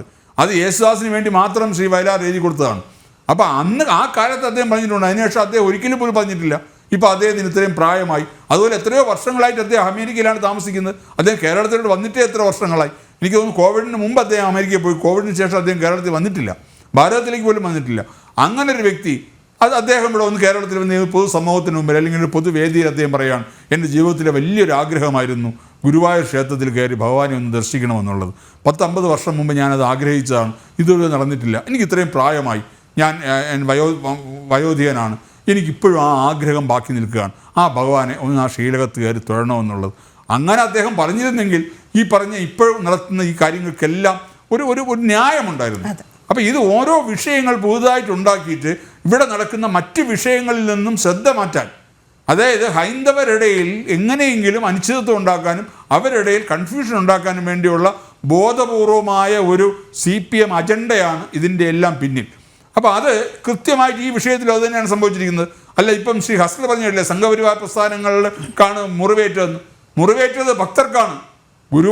തൃശ്ശൂരിൽ അദ്ദേഹത്തെ ഒരു നോക്ക് കാണാൻ വന്ന ഭക്തർക്കാണ് ആ മനസ്സിന് മുറിവേറ്റത്.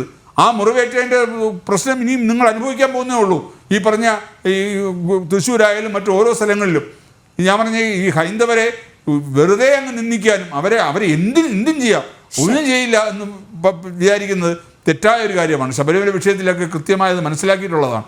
ദയവ് ചെയ്ത് ഞാൻ അഭ്യർത്ഥിക്കുകയാണ്, അവരെ പാട്ടിന് വിടൂ, അവരവരുടെ കാര്യങ്ങൾ ചെയ്യട്ടെ. നിങ്ങൾ നിരീശ്വരവാദികളാണ്, നിങ്ങൾ നിങ്ങളുടെ കാര്യം നോക്കൂ, രാഷ്ട്രീയമായ കാര്യം നോക്കൂ. എന്തിനാ ഈ രാഷ്ട്രീയത്തെയും മതത്തെയും ഈ ഹൈന്ദവ വിശ്വാസങ്ങളെയും തമ്മിൽ കൂട്ടിയിടക്കി അവരെ തമ്മിൽ തെറ്റിക്കുന്നത്?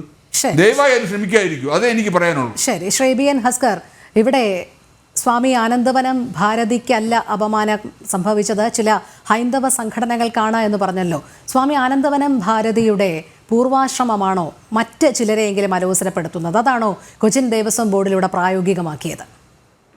അല്ല, സംപൂജ്യനായ ആനന്ദവനം ഭാരതി മഹാരാജിനെ സംബന്ധിച്ചിടത്തോളം അദ്ദേഹത്തിന്റെ പൂർവാശ്രമത്തെ കുറിച്ച് ഇപ്പോഴാണ് ഞാൻ മനസ്സിലാക്കുന്നത്. അദ്ദേഹം ഒരു ഇടതുപക്ഷ ചിന്താധാരയിലുണ്ടായിരുന്ന വ്യക്തിത്വമാണെന്നാണ്. സ്വാഭാവികമായും ഒരു കടുത്ത ഇടതുപക്ഷ ചിന്താധാര, എന്റെ വ്യക്തിപരമായ അഭിപ്രായമാണ്, ഒരു കമ്മ്യൂണിസ്റ്റ് ചിന്താധാരയിൽ നിൽക്കുന്ന ഒരാൾക്ക് സർവ്വസംഘ പരിത്യാഗിയായിട്ട് ഒരു സന്യാസി വര്യനായി മാറാൻ കഴിയുള്ളൂ.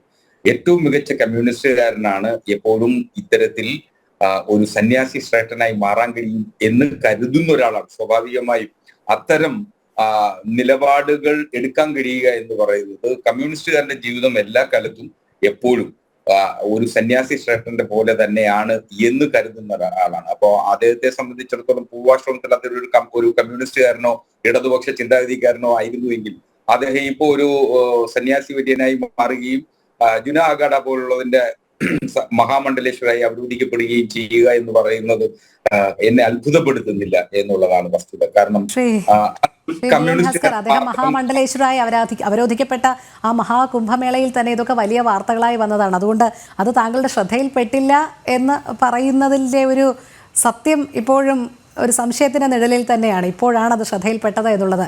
പിന്നീട് ഒരു കമ്മ്യൂണിസ്റ്റുകാരനാണ് ഒരു സന്യാസി ശ്രേഷ്ഠനാകാൻ പറ്റിയത് എന്നുള്ളത് തികച്ചും ആ വാക്ക് പറയാൻ പാടുണ്ടോ എന്നറിയില്ല, എങ്കിലും മികച്ച ഒരു ക്യാപ്സ്യൂളാണ് എന്ന് പറയേണ്ടിയിരിക്കുന്നു. അല്ല ഞാനത് എപ്പോഴും രോഹിണി, അങ്ങ് കമ്മ്യൂണിസ്റ്റുകാരുടെ ജീവിതചര്യയും അവരുടെ വിശ്വാസ പ്രമാണങ്ങളും പരിശോധിച്ചാൽ നിശ്ചയമായും ഒരു കമ്മ്യൂണിസ്റ്റുകാരനെ സംബന്ധിച്ചിടത്തോളം ഒരു സന്യാസി തുല്യ ജീവിതം തന്നെയാണ് ഒരു കമ്മ്യൂണിസ്റ്റുകാരൻ എല്ലാ കാലത്തും നയിച്ചുകൊണ്ടിരുന്നത്. ഞാൻ ഈ പറയുന്നത് ചിലപ്പോൾ നിങ്ങൾക്ക് വ്യത്യസ്തമായ അഭിപ്രായം ഉണ്ടാവും. അപ്പൊ ചോദിക്കും, ഏതെങ്കിലും ആളുകളെ, വ്യക്തികളെ ചൂണ്ടിക്കാണിച്ചിട്ട് അയാൾ കമ്മ്യൂണിസ്റ്റുകാരനാണോ എന്ന് ചോദിച്ചു കഴിഞ്ഞാൽ അപ്പൊ സ്വാഭാവികമായിട്ട് എനിക്ക് അതിനൊരു ഉത്തരം ഇപ്പൊ പറയാൻ കഴിയില്ല. പക്ഷെ യഥാർത്ഥത്തിൽ ഒരു കമ്മ്യൂണിസ്റ്റുകാരൻ സർവ പരിത്യാഗിയായിട്ടുള്ള ഒരു യഥാർത്ഥ സന്യാസി വര്യന്റെ ജീവിതചര്യയാണ് സ്വീകരിക്കാറുള്ളത്. അങ്ങൊരു കമ്മ്യൂണിസ്റ്റുകാരനെ സംബന്ധിച്ചിടത്തോളം സമൂഹത്തിലെ ഒരു തരത്തിലുള്ള ആകുലതകളെയും ബാധിക്കില്ല. കാരണം മനുഷ്യന്റെ നന്മ മാത്രമാണ് ഒരു കമ്മ്യൂണിസ്റ്റുകാരൻ എല്ലാ കാലത്തും കാംക്ഷിക്കാറുള്ളത്. അതുപോലെ തന്നെയാണ് സന്യാസി ശ്രേഷ്ഠന്മാർ ഓരോരുത്തരും. അപ്പോ അതുപോലെ ഒരു കമ്മ്യൂണിസ്റ്റുകാരന് മാത്രമേ ഒരു യഥാർത്ഥ സന്യാസിയാൽ വളരെ എളുപ്പത്തിൽ സാധിക്കും, ഒരു യഥാർത്ഥ അന്വേഷകനാകാൻ വളരെ എളുപ്പത്തിൽ സാധിക്കും. ശ്രീ അസ്കർ, ഈ കേരളത്തിന്റെ കമ്മ്യൂണിസ്റ്റ് ആചാര്യനായ നമ്മുടെ ബഹുമാനപ്പെട്ട മുഖ്യമന്ത്രിയെ മിസ്റ്റർ എന്ന് വിളിച്ചപ്പോൾ ചാടി എഴുന്നേറ്റ് ദേഷ്യപ്പെട്ട ഒരാളാണ് സർവ്വസംഘ പരിത്യാഗി അദ്ദേഹം. അപ്പോൾ അദ്ദേഹം സന്യാസി രൂപത്തിലാണെങ്കിൽ അദ്ദേഹത്തിന് എന്തിനാ അങ്ങനെ മുറിവേറ്റത്? സന്യാസിക്ക് മുറിവേക്കില്ല എന്ന് അദ്ദേഹം അങ്ങ് പറഞ്ഞു. കമ്മ്യൂണിസ്റ്റുകാരെല്ലാം സന്യാസിമാരെ പോലെ ആണെന്നും പറഞ്ഞു. അപ്പോൾ പിന്നെ ഒരു പ്രതിപക്ഷ നേതാവ് മിസ്റ്റർ എന്ന് വിളിച്ചപ്പോൾ മുറിവേറ്റ് ചാടി എഴുന്നേറ്റത് എന്തിനാണ്? അപ്പൊ അദ്ദേഹം ആ ഒരു ഇതിലെടുക്കണ്ടേ അതിനെ? അല്ലല്ല, ഞാൻ ചോദിച്ചത് അങ്ങ് പറഞ്ഞതിന് ചോദിക്കാതിരിക്കാൻ പറ്റില്ലല്ലോ, അല്ലെങ്കിൽ പിന്നെ നമ്മൾ വണ്ണന്മാരായി പോകില്ലേ? അങ്ങനല്ല, മികച്ച കമ്മ്യൂണിസ്റ്റുകാർ. ഞാനിത് അപ്പം ശ്രീ പിണറായി വിജയൻ കമ്മ്യൂണിസ്റ്റുകാരൻ അല്ലെന്നാണോ പറയുന്നത്? ഞാൻ ഒരിക്കലും അങ്ങനെ പറഞ്ഞില്ല. ഇതിപ്പോ ഞാൻ അതുകൊണ്ടാണ് ഞാൻ പറഞ്ഞത്, അങ്ങിപ്പോ ഓരോ വ്യക്തികളെ എടുത്ത് അയാൾ ഇങ്ങനെ ആയിരുന്നില്ലേ പ്രവർത്തിച്ചിരുന്നത്, അങ്ങനെയായിരുന്നില്ലേ പ്രവർത്തിച്ചത് എന്ന് ഓരോ വ്യക്തികളെ എടുത്തല്ല പരിശോധിക്കേണ്ടത്. ഞാൻ പറഞ്ഞത് കമ്മ്യൂണിസ്റ്റുകാരെ സംബന്ധിച്ചോളം വളരെ എളുപ്പത്തിൽ ഒരു സന്യാസിയായി താതാത്മ്യം പ്രാപിക്കുന്നതിന് സാധിക്കും എന്ന വസ്തുതയാണ്. അത് കമ്മ്യൂണിസ്റ്റുകാരായി ജീവിക്കുന്ന വ്യക്തികളെ സംബന്ധിച്ചിടത്തോളം അവരുടെ ജീവിതചര്യ, പിണറായി വിജയൻ അടക്കമുള്ള നേതാക്കന്മാർ അത്തരത്തിൽ സർവവും ത്യജിച്ചുകൊണ്ട് സമൂഹത്തിന് വേണ്ടി ജീവിക്കുന്ന വ്യക്തികളാണ്. അപ്പോ അദ്ദേഹത്തെ സംബന്ധിച്ചിടത്തോളം നമുക്ക് പൊതുസമൂഹത്തിനെല്ലാം അറിയാം ശ്രീ ഭാസ്കർ. അല്ല, ഇപ്പൊ സ്വാമിജി ആനന്ദമയിയെ പോലെ ഒരു സ്ഥിതപ്രജ്ഞനായി ആരെങ്കിലും മാറിയിട്ടുണ്ടോ എന്ന് ചോദിച്ചു കഴിഞ്ഞാൽ ചിലപ്പോ വളരെ അപൂർവം ആ വ്യക്തികൾക്ക് മാത്രമേ അങ്ങനെ സ്ഥിതപ്രതിജ്ഞ നേടാൻ കഴിയുകയുള്ളൂ. അതൊരു മഹാഭാഗ്യം കൂടിയാണെന്ന് കരുതുന്ന ഒരാളാണ് ഞാൻ.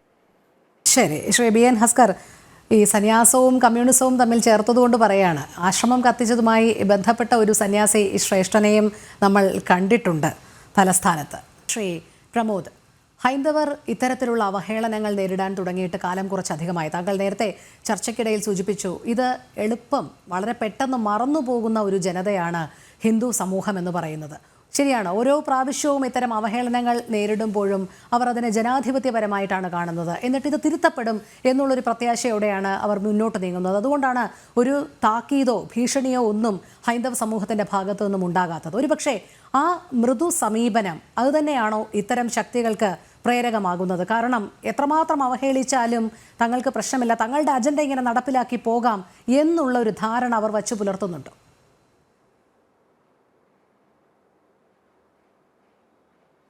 തീർച്ചയായും ഈ പറയുന്ന പോലെ തന്നെയാണ്. അതായത് ഹിന്ദു സമൂഹം എന്നും ക്ഷമിച്ചും സഹിച്ചും മുന്നോട്ട് പോകുന്നൊരു സമൂഹമാണ്. അപ്പോൾ അവരുടെ മേലെ കുതിര കയറാനാണ് ഇവർ കാണിക്കുന്ന തത്രപ്പാട്. ഇനി ഇതിൽ ഞാൻ കൃത്യമായിട്ട് ഹസ്കർ സാർ അതും കൂടി ഒന്ന് പറയട്ടെ. അദ്ദേഹം പറഞ്ഞു ഇദ്ദേഹത്തിൻ്റെ ബാക്ക്ഗ്രൗണ്ടും എല്ലാം ഇപ്പോഴാണ് അറിഞ്ഞത്, എല്ലാം ഗുഡ്. എൻ്റെ ചോദ്യം, ഇത് ഒരു മറ്റു സമൂഹത്തിലെ ഇപ്പം ആരെങ്കിലും ഒരാൾ കർദിനാൾ പദം നേടി വന്നാൽ, ഞാൻ കണ്ടിട്ടുണ്ടല്ലോ തൃശ്ശൂർ സ്വീകരണം അറേഞ്ച് ചെയ്തത്, ഗംഭീരമായി എല്ലാ രാഷ്ട്രീയക്കാരും വന്നത്. എന്താ മുഖ്യമന്ത്രി വേറെ എല്ലാ മന്ത്രിമാരെയും വിടും, ദേവസ്വം മന്ത്രിയും മുഖ്യമന്ത്രിയും ഈ വിഷയത്തിൽ എന്തുകൊണ്ട് ഇടപെട്ടില്ല? കാരണം ഇതിലെ കേരളത്തിൽ ജീവിക്കുന്ന ഹിന്ദുക്കളും ഇവിടുത്തെ വോട്ടർമാരല്ലേ, ഇവിടുത്തെ ജനങ്ങളല്ലേ, അവർക്കും ഇല്ലേ അവകാശങ്ങളൊക്കെ? അതായത് നമ്മുടെ അവകാശങ്ങൾ, ഹിന്ദുക്കളുടെ അവകാശങ്ങൾ, അതെങ്ങനെ വേണമെങ്കിലും അവരെ ഹേർട്ട് ചെയ്യാം. അതൊന്നും ഇവിടെ ചോദിക്കപ്പെടില്ല. അത് വേറൊന്നും കൊണ്ടല്ല മിസ്റ്റർ ഹസ്കർ, നിങ്ങൾ മനസ്സിലാക്കേണ്ടത്, ഞങ്ങളെ പഠിപ്പിച്ചിട്ടുള്ളത് ക്ഷമിച്ചും സഹിച്ചും ജീവിക്കാനാ. നിങ്ങൾ വെറുതെ കിടന്നിട്ട് പ്രൊവോക്ക് ചെയ്താലൊന്നും ഒരു ഹിന്ദുക്കളെ വരാത്തത് അവർക്ക് കഴിവില്ലാതെയല്ല. കാരണം ഞങ്ങളെ പഠിപ്പിച്ചിട്ടുള്ള സംസ്കാരം ആരെയും വേദനിപ്പിക്കാതെയും നിന്ദിക്കാതെയും മുന്നോട്ട് പോവാം. അവർ ചെയ്യണേന് അവർക്ക് കർമ്മം കിട്ടും, അതിനുള്ള മറുപടി ദൈവം കൊടുക്കും എന്നുള്ള വിശ്വാസം ഞങ്ങളിൽ പഠിപ്പിച്ചത് കൊണ്ടാണ് നിങ്ങൾ ഈ കുതിരകളി കളിച്ചുകൊണ്ടിരിക്കുന്നത്. മറിച്ച് മറ്റു ചില സമുദായങ്ങളെ പോലെ പറഞ്ഞാൽ തിരിച്ചടിക്കാൻ ഇറങ്ങിത്തിരിക്കുന്ന ഡയറക്ഷൻ കൊടുക്കുന്ന പുരോഹിതരുണ്ടെങ്കിൽ ഈ കളിയൊന്നും നടക്കില്ല. പിന്നെ ഈ കൃത്യമായിട്ടൊരു കാര്യം കൂടി നിങ്ങൾ നോട്ട് ചെയ്തോളൂ. ഇതിന് കൊടുത്ത പെർമിഷൻ എന്നാണെന്ന് ഡേറ്റ് നോക്കുക നിങ്ങൾ കൃത്യമായിട്ട്. അതിനുശേഷം അറേഞ്ച്മെന്റ്സ് എല്ലാം ചെയ്തതിന് ശേഷം കലശമാണെന്ന് പറഞ്ഞ് അപ്പോഴും സഹകരിക്കുകയാണ് ഹിന്ദു സംഘടന, എന്നാൽ തലേ ദിവസത്തേക്കാക്കാം. അപ്പൊ അത് കഴിഞ്ഞ് വീണ്ടും പറയുന്നു പഴയ 19 മതി. എല്ലാം സഹിച്ചും ക്ഷമിച്ചും സഹകരിച്ചു പോകുമ്പോൾ ഈ തരം തോന്നിവാസങ്ങൾ, അപ്പൊ ഇത് തന്നെയാണ് ഈ ഹിന്ദു സമൂഹത്തിന്റെ ലോല ഹൃദയം അല്ലെങ്കിൽ സഹനശക്തി ഉള്ളവർ അത് എന്ത് സഹിച്ചോളും, അവരെ എങ്ങനെ കൊട്ടിക്കൊണ്ടിരിക്കാം. പക്ഷെ അതിനൊരു ലിമിറ്റ് വരും ഏതെങ്കിലും ഒരു കാലത്ത്. അത് ജനങ്ങള് നിങ്ങൾ പറയുന്ന പോലെ അക്രമ രീതിയിലല്ല, അവരുടെ അധികാരം ഉപയോഗിക്കും ചില സമയങ്ങളിൽ. അങ്ങനെ വരുമ്പോൾ വീണ്ടും പറയരുത് ഒരു കമ്മീഷണർ കാരണം ഇവിടെ ജയം വേറെ ആൾക്ക് പോയി, BJP ജയിച്ചു, അങ്ങനെ പറയരുത്. നിങ്ങളുടെ പ്രവർത്തികൾ, ഹിന്ദുക്കളെ ഉപദ്രവിക്കുന്ന പ്രവർത്തികൾ, അത് എല്ലാ കാലത്തും ഹിന്ദുക്കളെ പഴയ പോലെയല്ല. ഇപ്പൊ സോഷ്യൽ മീഡിയയൊക്കെ വളരെ ആക്റ്റീവാണ്. നിങ്ങൾ വിചാരിക്കുന്ന പോലെ എല്ലാ പ്രാവശ്യവും നിങ്ങളുടെ ഇത് നടക്കത്തില്ല. പിന്നെ എല്ലാത്തിനും ഒരു കോമാളിയെ പോലെ ഉത്തരം പറയുന്ന ഒരു പാർട്ടി സെക്രട്ടറി ഇന്ന് പറഞ്ഞത് നാളെ മാറ്റി പറയും. ചോദിക്കണം. ഞാൻ ഇപ്പോഴും ചോദിക്കുന്ന ഒരു കാര്യമുണ്ട്. കൊച്ചിൻ ദേവസ്വം ബോർഡ്, അതുപോലെ തന്നെ വടക്കുനാഥൻ കമ്മിറ്റി എന്തുകൊണ്ട് ദേവസ്വം മന്ത്രി ഈ വിഷയത്തിൽ ഇടപെട്ടില്ല? പോട്ടെ, ഇപ്പൊ ഈ പരിപാടിയൊക്കെ നടന്നു പോയല്ലോ, ഭംഗിയായിട്ട് നടക്കുന്നുണ്ടല്ലോ, നിങ്ങളൊന്നും വിചാരിച്ചിട്ട് അതൊന്നും സംഭവിച്ചില്ല. ഇനിയെങ്കിലും ഈ മുഖ്യമന്ത്രിയും ദേവസ്വം മന്ത്രിയും ഇതിൽ ഇടപെട്ട് ഇതിലെ അനുവാദം ആദ്യം കൊടുത്ത് മാറ്റിയ രീതിക്ക് ഒരു കള്ളത്തരം നടന്നിട്ടുണ്ടോ ഇല്ലെന്ന് പരിശോധിച്ച് നടപടി സ്വീകരിക്കുമോ? പറ്റില്ല. കാരണം എന്താ, ഇത് നിങ്ങൾ തന്നെ മേലെ ഇരുന്ന് രചിച്ചു കൊണ്ടുവന്ന നാടകം. അത് അഡോപ്റ്റ് ചെയ്യാൻ മാത്രമേ ഇവിടുത്തെ ഈ സ്റ്റാഫുകൾക്ക് അധികാരമുള്ളൂ. ഇവിടെ ഞാൻ എല്ലാത്തിനും ഇപ്പൊ ഈ പറഞ്ഞല്ലോ, വടക്കുനാഥന്റെ ക്ഷേത്രാങ്കണത്തിന്റെ ചുറ്റും മതിൽ കെട്ടണതിന്റെ വിവരാവകാശ നിയമപ്രകാരം ചോദിച്ച് പരാതി കൊടുത്തപ്പോ കൊച്ചിൻ ദേവസ്വം ബോർഡ് സെക്രട്ടറി ജീവനക്കാരി പറഞ്ഞത് ഞങ്ങൾക്ക് നിവൃത്തിയില്ല മേലേന്ന് വിളിച്ചിട്ട്. നിങ്ങൾ നോക്കിക്കോളൂ, ഗുരുവായൂർ അമ്പലത്തിലെ എല്ലാ പരിപാടികളും ഇവരുടെ രാഷ്ട്രീയ സംഘടനയിൽ അനുഭാവമുള്ള കൺസ്ട്രക്ഷൻ കമ്പനിക്കാണ് കൊടുക്കുന്നത്, കണ്ണൂർ ബേസ് ചെയ്ത്.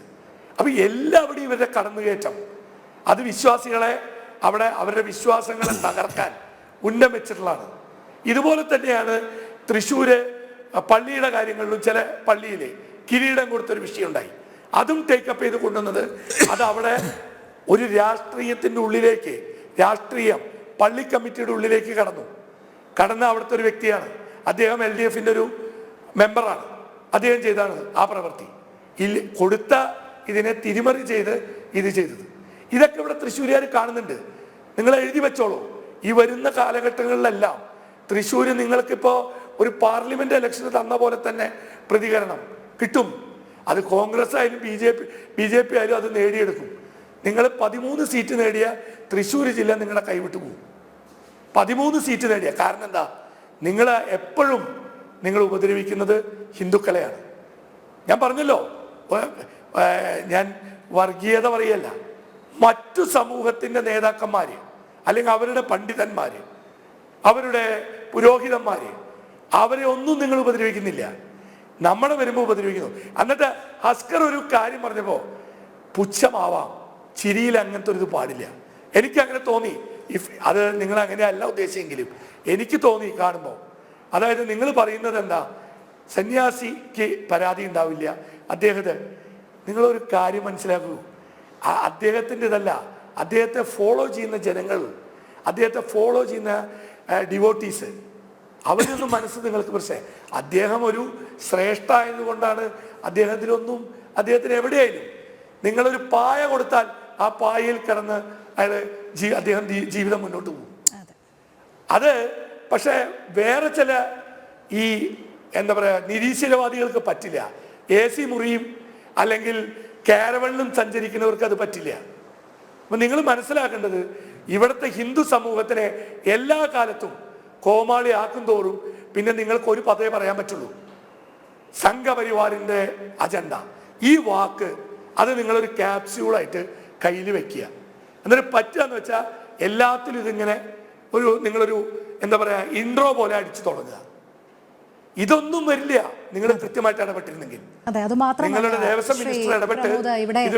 വർഗീയതയോ രാഷ്ട്രീയമോ ഒന്നും കലർത്തിയില്ലെങ്കിൽ പോലും തിരുവിതാംകൂർ ദേവസ്വം ബോർഡിന് സ്വാമി ആനന്ദവനത്തോട് കടപ്പാടെങ്കിലും ഉണ്ടാകേണ്ടതായിരുന്നു. കാരണം കാശിയിലെ ഒരു സത്രം, കൊച്ചിൻ ദേവസ്വം ബോർഡിന്റെ കാശിയിലെ ഒരു സത്രം, അത് അന്യാധീനപ്പെട്ട് കിടക്കുകയായിരുന്നു.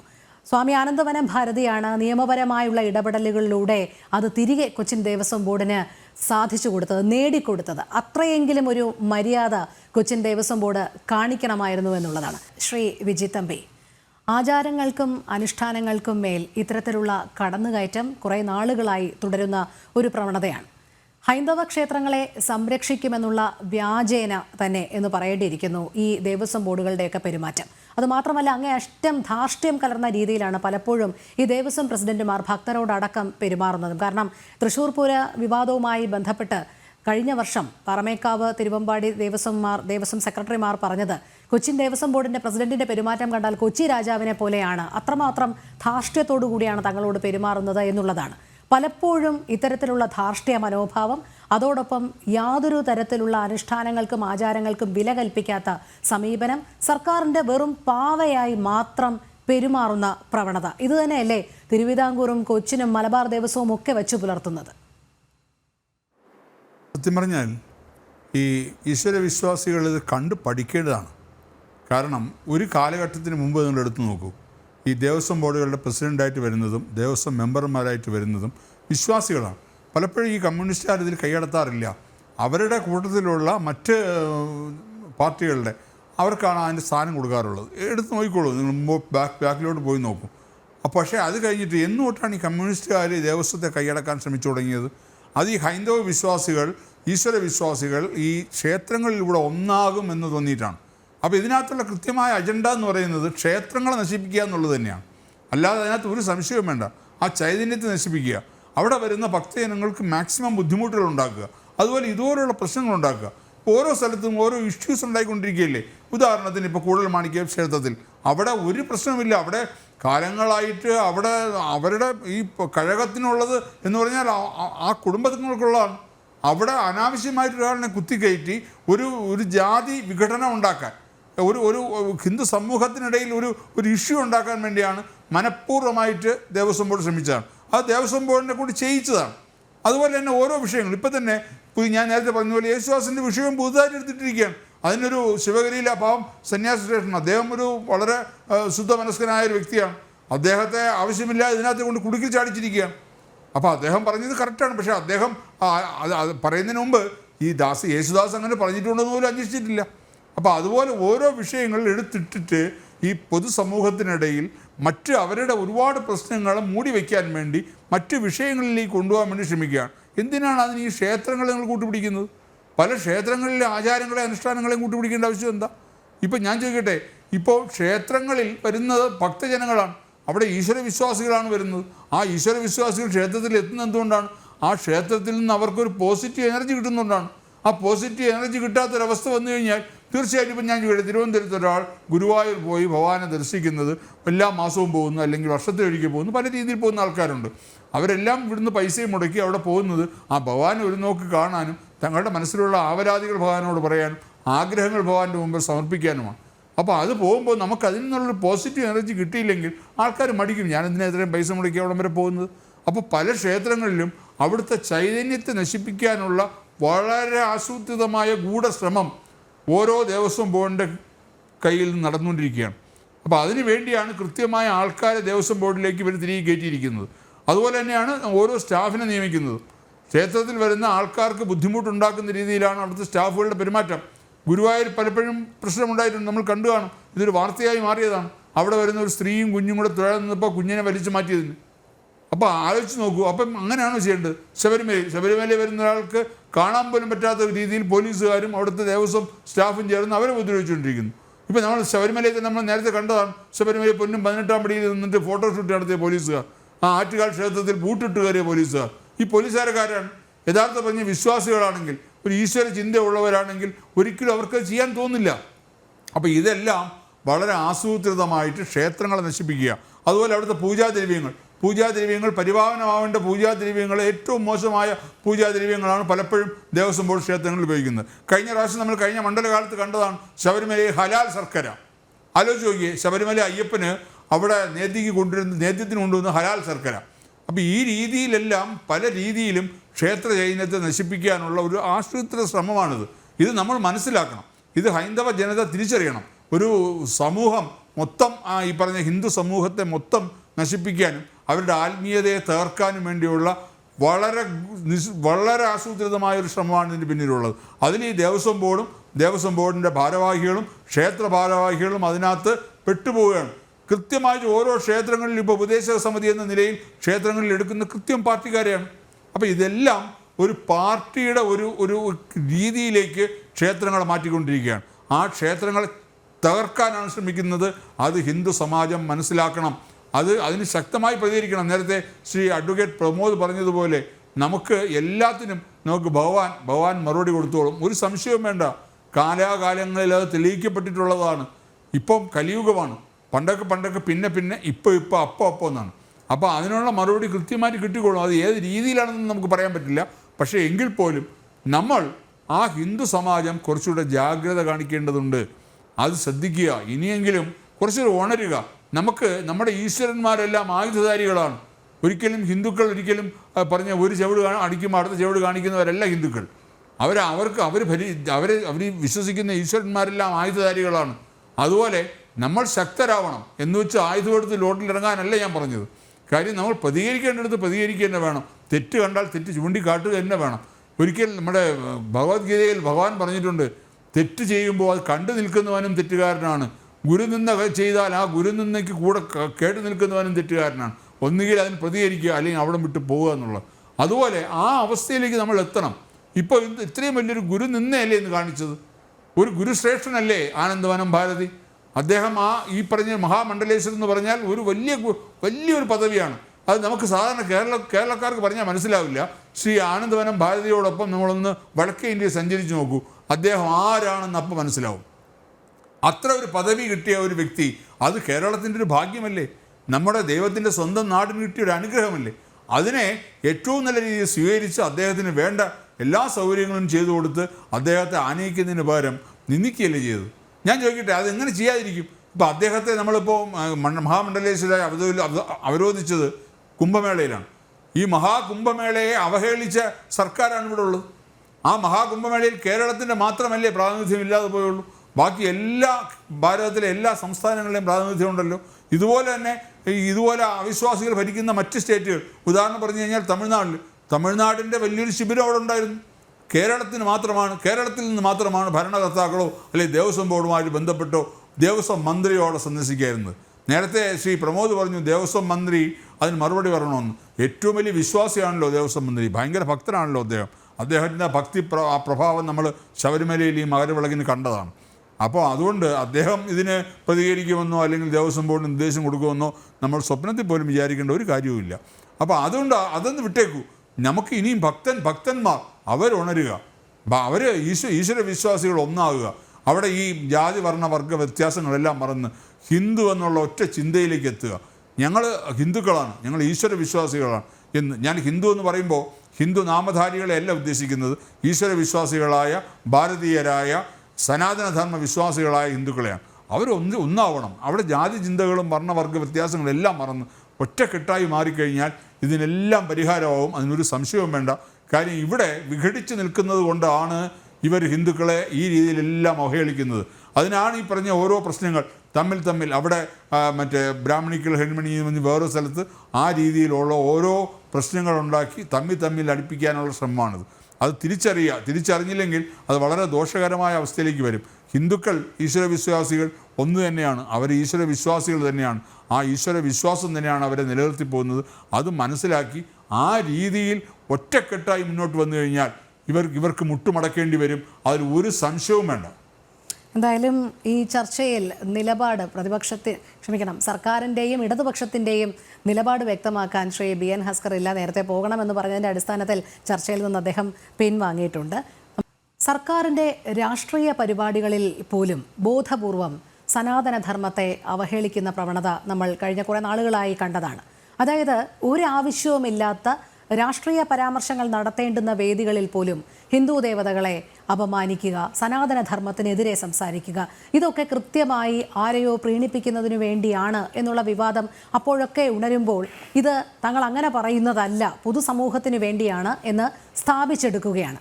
കൃത്യമായ ഒരു അജണ്ട ഇതിന് പിന്നിലുണ്ട് എന്നുള്ളത് തന്നെയല്ലേ മനസ്സിലാക്കേണ്ടത്. അത് ഓരോ തലത്തിലും, അതിനി ഹിന്ദുക്കളുടെ കാര്യത്തിലും ക്ഷേത്രങ്ങളുടെ കാര്യത്തിലും അതല്ല പൊതുസമൂഹത്തിൽ ഏതെങ്കിലും രീതിയിലുള്ള ആശയവിനിമയം നടത്തുമ്പോൾ പോലും ഇതിങ്ങനെ മെല്ലെ മെല്ലെ ഓരോ മനുഷ്യരിലേക്കും ഇഞ്ചക്റ്റ് ചെയ്യുക എന്നുള്ള രീതിയിലേക്കല്ലേ ഇപ്പോൾ ഈ ഇടതുപക്ഷവും സർക്കാരും ഒക്കെ കൊണ്ടുപോകുന്നത്.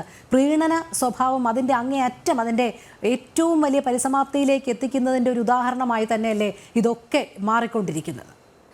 ഇതിൽ മാഡം ഒരു കാര്യം നോക്കിക്കോളൂ, ഇവരുടെ ഈ പ്രീണനവും ഇതെല്ലാം തുടങ്ങിയത് എപ്പോഴാണ്? ഇതിനു മുമ്പും കമ്മ്യൂണിസ്റ്റ് ഗവൺമെൻറ് ഉണ്ടായിരുന്നു. വിജി സാറ് പറഞ്ഞ പോലെ ആ സമയത്തൊക്കെ ഘടകകക്ഷികളിലെ വിശ്വാസികളായ ആളുകളെയാണ് ഇതിൻ്റെ സ്ഥാനത്തേക്കൊക്കെ കൊടുത്തിരുന്നത്. ഇതിനു മുമ്പും ഇവരീ പറയുന്ന അക്സർ സാർ ഇപ്പോൾ പോയത് കൊണ്ട് ഇനി അത് കൊള്ളിച്ച് പറയാൻ പറ്റില്ല, അദ്ദേഹം ഇല്ലാത്ത സദസ്സിൽ നമ്മൾ പറയരുതല്ലോ. എന്നാലും നിങ്ങൾ എടുത്തു നോക്കൂ, ഈ പറയുന്ന കമ്മ്യൂണിസ്റ്റ് ഗവൺമെൻറ് കേരളത്തിൽ ഭരിച്ചിരുന്ന കാലഘട്ടത്തിൽ ഈ കഴിഞ്ഞ 9 വർഷം ഇപ്പോൾ 10 ആവാൻ പോണു, അല്ലാതെ അതിന് മുമ്പത്തെ വർഷങ്ങളിലും ഇതിനും നല്ല സത്യസന്ധരായ കമ്മ്യൂണിസ്റ്റുകാർ മുഖ്യമന്ത്രിയും മറ്റു സ്ഥാനങ്ങളിൽ ഇരുന്നുണ്ട്. അവരാരും ഈ തരം പ്രവർത്തികൾ ചെയ്തിട്ടില്ല. ഇത് കൃത്യമായി പ്ലാൻ ചെയ്ത് ഹിന്ദുക്കളെ ഉപദ്രവിക്കുക എന്ന ഉദ്ദേശത്തോടു കൂടി തന്നെ ചെയ്തുകൊണ്ടിരിക്കുന്നതാണ്. ഈ ദേവസ്വം ബോർഡിൻ്റെ റിക്രൂട്ട്മെൻറ്റ് വിഭാഗം മാഡം പരിശോധിച്ചോളൂ. നിങ്ങൾ അതിനെക്കുറിച്ച് ഒരു പഠനം നടത്തണം. കാരണം നിങ്ങൾക്ക് കുറച്ചും കൂടി ആക്സസ് കിട്ടും കാര്യങ്ങളിലേക്ക് പോകാനും എല്ലാം. കാരണം അതിന് നോക്കിയാലും അറിയാം, കൃത്യമായി യാതൊരു വിശ്വാസമില്ലാത്ത ആളുകളെയാണ് അമ്പലത്തിൻ്റെയും മറ്റു അമ്പലവുമായി ബന്ധപ്പെട്ടിട്ടുള്ള സ്ഥാപനങ്ങളുടെയും തലപ്പത്തിക്കൊണ്ടിരുന്നത്. ഇവരുടെ ആവശ്യം എന്താ? ഈ പറയുന്ന സ്വത്തുക്കളുള്ളത്, അതായത് 4000-ൽ ശിഷ്ടമാണ് വിജയ് സാറ് പറഞ്ഞത്. ഈ 4000 വിടൂ, ഇവിടുത്തെ മെയിൻ അമ്പലങ്ങൾ ശബരിമല, പത്മനാഭസ്വാമി ക്ഷേത്രം, ഗുരുവായൂരമ്പലം, ഇങ്ങനെ എടുക്കൂ നിങ്ങൾ, കൂടൽമാണിക്യം, ഈ അമ്പലങ്ങളിലെ ചോറ്റാനിക്കര, ഇതിൻ്റെ എല്ലാം ഭരണത്തിലിരുന്നാലേ ഇവർക്ക് കൈയിട്ട് വാരൽ നടക്കുള്ളൂ. പണ്ട് ഇവർ ഘടകകക്ഷികൾക്ക് കൊടുത്തിരുന്നു, ഇപ്പം കൊടുക്കില്ല. കാരണം എല്ലാം ഞങ്ങളുടെ നാട്ടിൽ പറയും കൈക്കോട്ട് എന്നാ പറയാ, വാട്ട് യു സേ പിക്കാസ്. അതുപോലെ കൈക്കോട്ടിൻ്റെ സ്വഭാവ ഒക്കെ ഞാൻ മനസ്സിലാക്കുന്നത് ഈ LDFിലെ മറ്റു ഘടകകക്ഷികളൊന്നും ഇതിനെ തൃശ്ശൂർ ജില്ലയിൽ അനുകൂലിച്ചിട്ടില്ല. ഞാൻ മനസ്സിലാക്കുന്നത് ഈ CPMൻ്റെ കുറച്ച് പേര് ഈ എന്താ പറയുക വടക്കുനാഥൻ സമിതിയിലുമുണ്ട്, അതുപോലെ തന്നെ കൊച്ചിൻ ദേവസ്വം ബോർഡിലുണ്ട്, അതുപോലെ ഈ പറയുന്ന പാറമേക്കാവായാലും എന്താ പറയുക തിരുവമ്പാടിയിലും എല്ലാത്തിലും ഇവരുടെ കുറച്ച് പേരുണ്ട്. ഇവരെ തള്ളിക്കയറ്റി ഇവരിലൂടെ ഇവരുടെ ധാർഷ്ട്യം അടിച്ചെടുക്കുകയാണ്. പിന്നെ ഒരു കാര്യം കൂടി മാഡം എഴുതി വെച്ചോളൂ. ഇപ്പോൾ വിജയ് സാറ് പറയുന്നത് പോലെ ഹിന്ദുക്കൾ ഉണരേണ്ട സമയം അതിക്രമിച്ചു കഴിഞ്ഞു. അത് കാരണം എന്തുകൊണ്ടാണ്? എന്നും അറ്റാക്ക് ചെയ്യപ്പെടുന്ന അവർ മാത്രമാണ്. മറ്റു സമൂഹക്കാരെ തൊടാനുള്ള ധൈര്യം ഈ പറയുന്ന ഗവൺമെൻറ്റിന് ഇല്ല. ഞാൻ ഇന്ന് വരുമ്പോൾ ഈ സ്റ്റുഡിയോയിലേക്ക് വരുന്ന സമയത്ത് ഞാൻ 2 പേരെ വിളിച്ചു ചോദിച്ചു, ഇവിടെ തൃശ്ശൂര് ഒരു ഫെസ്റ്റിവൽ ഹാപ്പി അവേഴ്സോ ഹാപ്പി ഡേ എന്നോ എന്തോ പറഞ്ഞിട്ട് അത് നടത്തിയപ്പോൾ മേഡം ഒന്ന് ആലോചിക്കണം, വടക്കുനാഥൻ്റെ ഉള്ളിലാണ് ബെല്ലി ഡാൻസ്, ഫാഷൻ ഷോ ഒക്കെ നടത്തുന്നത്. വടക്കുനാഥൻ്റെ കോമ്പൗണ്ടിൻ്റെ ഉള്ളിൽ, തേക്കിൻകാട് മൈതാനത്തിൻ്റെ ഉള്ളിൽ, അമ്പലത്തിൻ്റെയാണത്. കൊച്ചിൻ ദേവസ്വം ബോർഡും വടക്കുനാഥവും കമ്മിറ്റിയുമാണ്. ഇത് ഇവിടുത്തെ ലൂർദ് പള്ളിയിലോ അല്ലെങ്കിൽ പുത്തമ്പള്ളിയുടെ കോമ്പൗണ്ടിലോ നടത്തുമോ? സമ്മതിക്കില്ല. കാരണം സമ്മതിക്കില്ല എന്ന് മാത്രമല്ല, അത് ഇവർക്ക് ദോഷം ചെയ്യും. ഹിന്ദുക്കളെ എന്നും ഏത് കാലത്തും വിജയ് സാറേ ഒരു കാര്യം ഉണ്ട്, ദൈവങ്ങളൊക്കെ നമ്മളെ വാളും പരിചയമൊക്കെ തന്ന് ഉള്ള ദൈവങ്ങളാണ്. പക്ഷെ അവരൊക്കെ ക്ഷമയുടെ നെല്ലിപ്പടികളാണ്. സാറിന് എന്നെയും കാട്ടിലും കൂടുതൽ അറിയാവുന്നതാണ്. അതുകൊണ്ടാണ് നമ്മളിത് കാത്ത് കാത്ത് കാത്ത് നിൽക്കുന്നു. എന്ത് പറഞ്ഞാലും ഇപ്പം തൃശ്ശൂർ ജില്ലയിൽ എന്ത് പറഞ്ഞാലും പറയാൻ പോണ ഇനി എന്താണെന്ന് വെച്ചാൽ ഇവിടെ ഒരു ഒത്തുകളി. കഴിഞ്ഞ പ്രാവശ്യം ഒരു കമ്മീഷണറുടെയും ഒരു ഡിവൈഎസ്പിയുടെയും തലയിലിട്ട് പോയ പോലെ, ഇത് പൂരത്തിൻ്റെ കാര്യത്തിൽ ചെയ്ത പോലെ ഇതിലും വരും. ഇതിലെ കൃത്യമായി അതാണ് ഞാൻ ചോദിച്ചത്. പറയണമായിരുന്നു. അദ്ദേഹം പോയ നിലയ്ക്ക് ഇനി അതിന് ഉത്തരം കിട്ടില്ല. ഈ ദേവസ്വം മന്ത്രി അദ്ദേഹം ഇതറിഞ്ഞില്ലേ? വേണ്ട, ഇവിടെ ഒരു കലക്ടർ ഉണ്ടല്ലോ, അക്സർ സാറ് പറഞ്ഞു വളരെ ഗവൺമെന്റിന്റെ വിശിഷ്ടാതിഥിയായിട്ട് സ്വീകരിക്കേണ്ട ഒരാളാണ്. പോട്ടെ, ഇവിടുത്തെ ഒരു കലക്ടർ അദ്ദേഹത്തെ വിടായിരുന്നല്ലോ ഗവൺമെന്റിനെ റെപ്രസെന്റ് ചെയ്തിട്ട്. എന്തുകൊണ്ട് ചെയ്യുന്നില്ല? ഇതെല്ലാം വെൽ പ്ലാൻഡ് ആണ്. ഒരു വിധത്തിലും പിന്നെ ഈ ദേവസ്വത്തിൽ ഇരിക്കുന്ന ഇത് വിജയ് സാറേ, അതിലെനിക്കൊരു എതിരഭിപ്രായം എന്താ വെച്ചാൽ, ദേവസ്വത്തിൻ്റെ ഈ പാറമേക്കാവായാലും തിരുവമ്പാടിയിലെയും സ്ഥാനത്തിരിക്കുന്ന ഭാരവാഹികൾ അവരുടെ കസാല മാത്രം ചിന്തിക്കരുത്.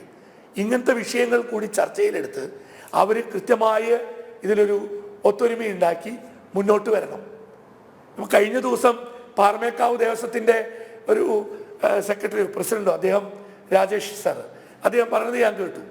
ഇതിൻ്റെ ഉള്ളിൽ ചില രാഷ്ട്രീയക്കാരും ഇവരും കൂടി ഉപദ്രവിക്കുകയാണ്. തിരുവമ്പാടിയിലും ഉണ്ടത്. പക്ഷെ അത് തിരിച്ചറിയേണ്ടത് ആരാ? ആ ഭാരവാഹികൾ തന്നെ. അവരിതിലൊരു ഒത്തൊരുമ ഉണ്ടാക്കി അതിൻ്റെ കാര്യം കൃത്യമായി നമ്മുടെ അമ്പലങ്ങളെ എന്താ പറയുക ദുരുപയോഗം ചെയ്യുന്ന രീതിയിലുള്ള കാര്യങ്ങൾ. ദേവസ്വം ഒരു കാര്യം കൂടി ഇപ്പൊ സാറ് പറഞ്ഞു, ആറ്റുകാൽ പൊങ്കാലയുടെ സമയത്ത് ചെരുപ്പിട്ട് കയറുന്നു. സാറേ, ഒരു കാര്യം കൂടി കേട്ടോളൂ. ഹൈക്കോടതി ഡയറക്ഷൻ ഉണ്ടായിരുന്നു തൃശ്ശൂർ പൂരത്തിന് തിരുവമ്പാടി അമ്പലത്തിന്റെ, അതായത് തിരുവമ്പാടി പാറമേക്കാവ് വടക്കുന്നാഥൻ, അതിൻ്റെ ഉള്ളിലേക്കൊന്നും ഷൂ ഇട്ടോ ചെരുപ്പിട്ടോ പോലീസുകാർ കയറരുതെന്ന്.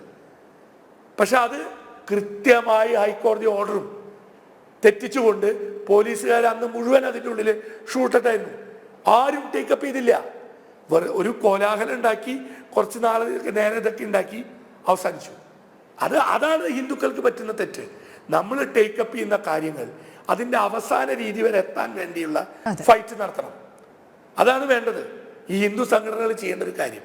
ഇനി ആകെ ഒരു പോംവഴി ഈ വിഷയങ്ങൾ പല അമ്പലങ്ങളിലും നടക്കുന്ന അനീതികൾക്കെതിരെ എല്ലാം കൂടി ഹൈക്കോടതി മുമ്പാകെ കൊണ്ടുവന്ന് കൃത്യമായ ഡയറക്ഷൻ, കൃത്യമായ ഇവരുടെ രാഷ്ട്രീയ പ്രകടനങ്ങൾ നടത്താനുള്ളതല്ല തേക്കങ്ങാട് മൈതാനം.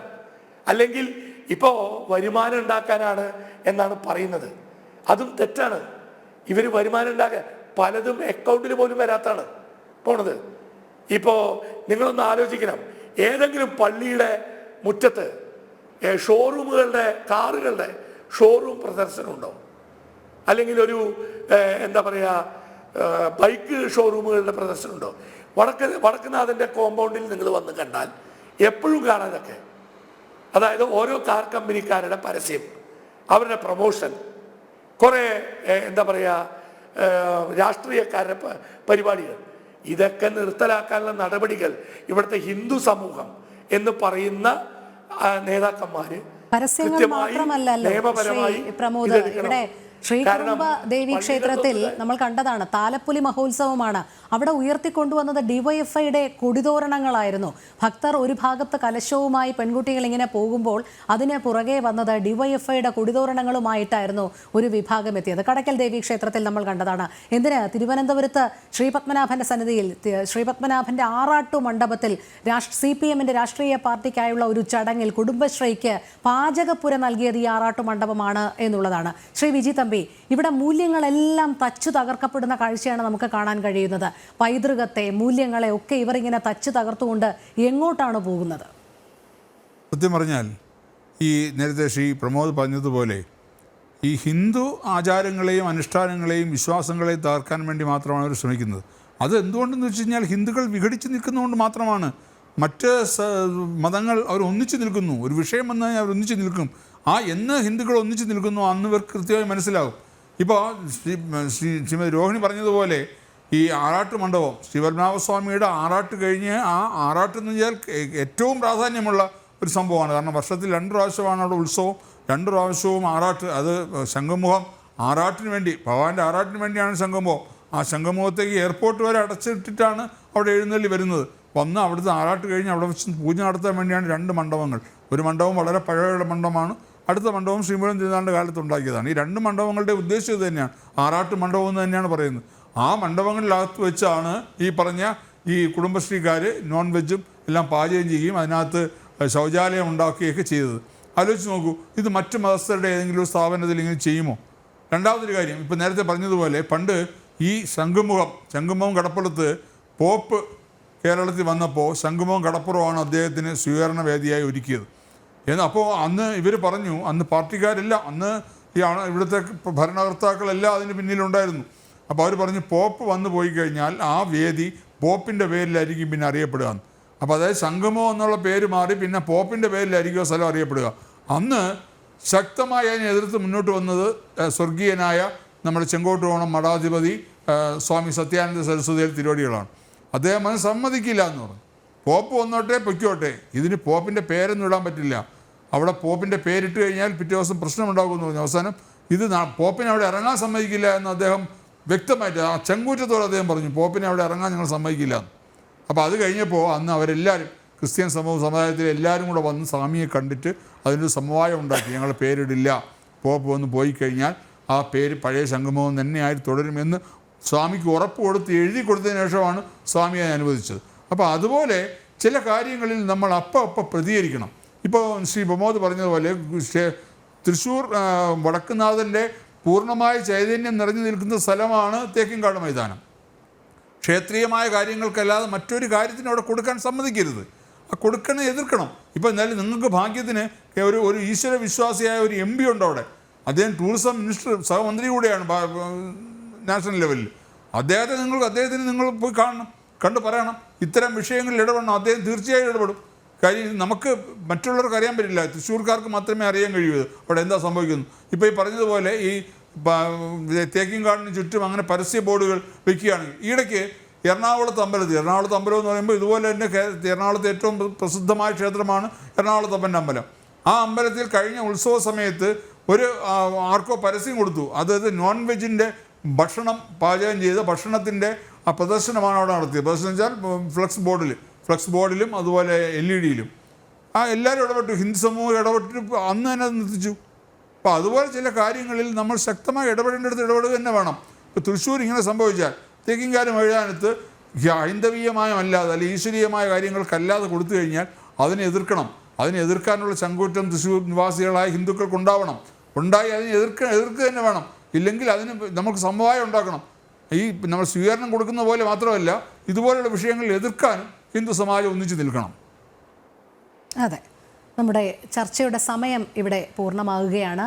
മഹാകുംഭമേളയിൽ മഹാമണ്ഡലേശ്വരായി അവരോധിക്കപ്പെട്ട സ്വാമി ആനന്ദവനം ഭാരതിക്ക് അദ്ദേഹം അർഹിക്കുന്ന പരിഗണനയും ആദരവും നൽകിയില്ല എന്നു മാത്രമല്ല, വലിയ രീതിയിൽ അവഹേളിക്കുന്ന ഒരു സമീപനം കൂടിയാണ് സംസ്ഥാന സർക്കാരിൻ്റെ ഭാഗത്തു നിന്നും ഉണ്ടായത്.